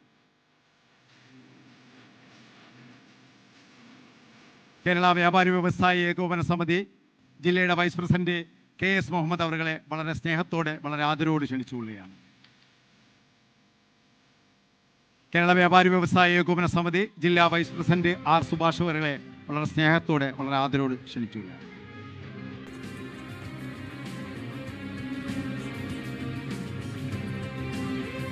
അടുത്തതായി നമ്മുടെ ആചാരി ഒരു സ്വീകരണം നൽകുകയാണ്.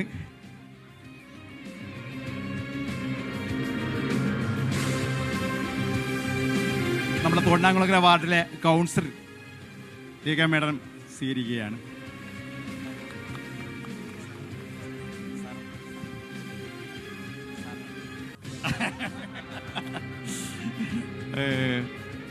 അടുത്തതായി നമ്മുടെ അനീസ് വ്യാപാരി വ്യവസായി ഏകോപന സമിതിയുടെ ഇവിടെ ഈ ജോയിൻറ്റ് സെക്രട്ടറിയാണ്, അദ്ദേഹത്തെ സ്നേഹിക്കുകയാണ്. അടുത്തതായി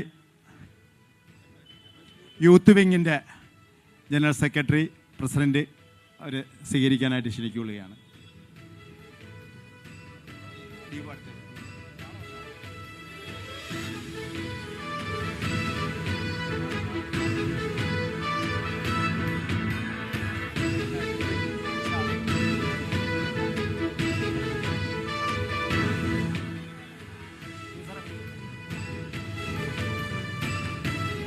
അടുത്തതായി നമ്മുടെ സ്വീകരിക്കുന്നത് നമ്മുടെ മജിഷ്യൻ ദീപു ആണ്. ഏതായാലും അദ്ദേഹത്തെ വളരെ സ്നേഹത്തോടെ ആദരവോട് ക്ഷണിച്ചുകൊള്ളുകയാണ്. അതോടൊപ്പം അദ്ദേഹം മാജിക്കിനോടൊപ്പം തന്നെയാണ് അദ്ദേഹം സ്വീകരിക്കുന്നത്.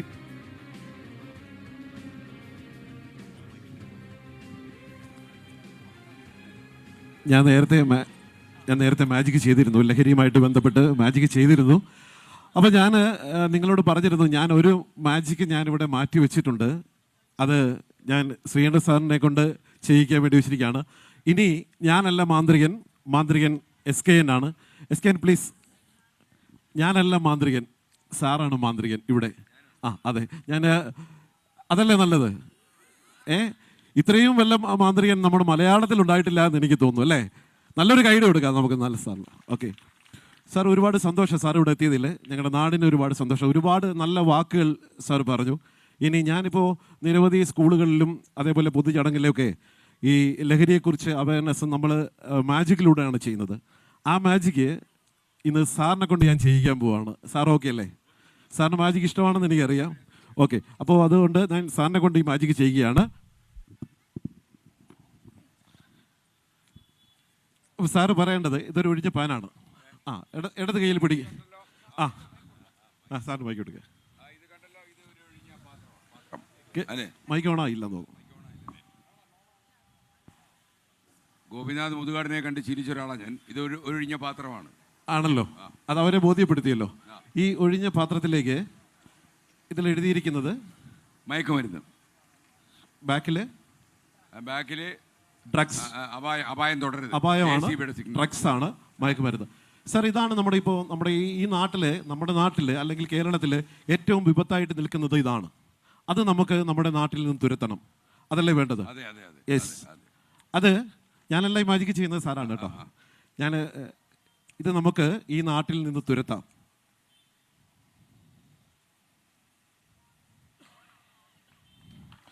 ഇത് ഒഴിഞ്ഞ പാനിലേക്ക് കത്തിച്ചിടുകയാണ്. ഇവനെ നമുക്ക് തൽക്കാലം ഇവനെ മൂടി വെക്കാം. യെസ് സാർ, മൈക്ക് അങ്ങോട്ട് കൊടുത്തോളൂ. ഇത് കയ്യിൽ വെക്കാം സാർ, കയ്യിൽ വെക്കാം. കൈ പൊള്ളുന്നില്ലല്ലോ? ഉണ്ടോ? യെസ്. ഇനി നമ്മൾ ജസ്റ്റ് ഒന്നിങ്ങനെ ആ ഒരു മാജിക്കിൻ്റെ മന്ത്രം ഞാൻ പറഞ്ഞോളാം. സാറിന് അറിയോ മാജിക്കിൻ്റെ മന്ത്രം? അറിയോ? ഞാൻ പറഞ്ഞോളാം അല്ലേ? സാറിന് പറയാൻ പറ്റുമോ? ആക്ഷൻ കാണിച്ചാലോ? ചുടാഹസജന സത്യബന്ധക കരകള നമസ്തേ. മാജിക്ക് സംഭവിച്ചു നോക്കാം നമുക്കല്ലേ? സാർ, ഇത് ഞാൻ തന്നെ വികസിപ്പിച്ചെടുത്ത മൂലഭദ്ര ഭാഷ എന്ന് പറയും. ഞാൻ മാത്രമേ ഇത് പറയാറുള്ളൂ. ഇല്ല, ഒരിക്കലും ഇല്ല. ഓക്കെ, അപ്പം ഞാൻ മാജിക്ക് സംഭവിക്കാമാണ്. സാർ ജസ്റ്റ് ഇങ്ങോട്ട് വന്നിട്ട് ജസ്റ്റ് എന്നത് ഓപ്പൺ ചെയ്തോളൂ. കാലിയായിട്ടുള്ള പാത്രമാണ്. ജസ്റ്റ് ഒന്ന് ഓപ്പൺ ചെയ്തോളൂ. നല്ലൊരു സർപ്രൈസ് ആയിട്ടിരിക്കുകയാണ്. കാര്യം ഇത് ചെയ്യുന്ന മാജിക്ക് ചെയ്യുന്നത് ഞാനല്ല. ഇപ്പോൾ മജീഷ്യൻ SKN വാർത്താ മാധ്യമ രംഗത്ത് 40 വർഷം പിന്നിടുന്ന SKN കൊടുക്കാൻ പറ്റിയ ഏറ്റവും നല്ല എൻ്റെ ഒരു ട്രിബ്യൂട്ടാണ്. അപ്പോൾ താങ്ക് യു സർ. അപ്പോൾ ഏറ്റവും വലിയൊരു ആഗ്രഹമായിരുന്നു. അപ്പം ഞാൻ തുറക്കട്ടോ? അല്ല, നമ്മൾ അതിലിട്ടത് ഡ്രഗ്സും അതിൻ്റെ മലയാള വേഷനായിട്ടുള്ള മയക്കുമരുന്നുമാണ്. അതിനെ നമ്മൾ കത്തിച്ച് നമ്മൾ അതിലിട്ട് അടച്ചു പൂട്ടിയിരിക്കുകയാണ്. നമുക്ക് വേണ്ടത് എന്താണ് സർ? നമുക്ക് കളർഫുൾ ആയിട്ടുള്ള ജീവിതമല്ലേ വേണ്ടത്? നമ്മുടെ ജീവിതമാണ് നമ്മുടെ ലഹരി. സാർ, ഇനി അത് സാറിന് ഓപ്പൺ ചെയ്യാം. അപ്പൊ ഞാൻ തുറക്കട്ടോ? നമ്മുടെ വേണുചേട്ടൻ പറഞ്ഞില്ല, പൊട്ടിക്കട്ടോ? പൊട്ടിക്കട്ടോ? അപ്പൊ ഓക്കെ, ഇങ്ങോട്ട് മാറി സർ.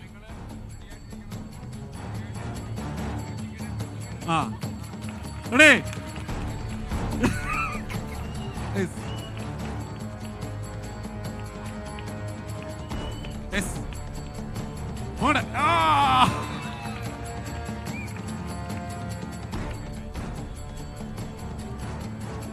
ഇത് SKN കൊടുക്കുന്ന ഞങ്ങളുടെ ആദരവാണ്. ജലീലിക്ക പ്ലീസ്, ഞങ്ങളുടെ നാടിന്റെ ആദരവാണ്.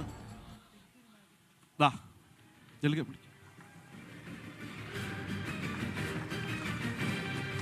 സാർ, ഇത് തുടരുക, മുന്നോട്ട് പോവുക. എല്ലാം ഞങ്ങളെല്ലാവരും സാറിന്റെ ഞാൻ തന്നെ മാജിക് എടുത്ത് ഞാൻ തന്നെ പൊന്നാണ്.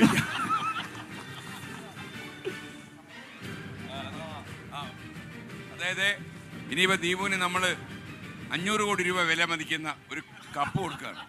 അപ്പം നിങ്ങൾ നിസ്സാരമായിട്ട് തള്ളരുത്. ഞാൻ സ്വപ്നത്തിൽ കണ്ടത് ഈ കപ്പിന് 500 കോടി രൂപ വിലയുണ്ടെന്ന്. സാർ, ഇത് എനിക്ക് നാട്ടിൽ നിന്ന് കിട്ടുന്ന ഓസ്കാറായിട്ട് ഞാൻ കരുതിക്കൊള്ളു സാർ. ഏറ്റവും വലുതാണ്. നന്നായിരിക്കട്ടെ. Thank you very much. Thank you all.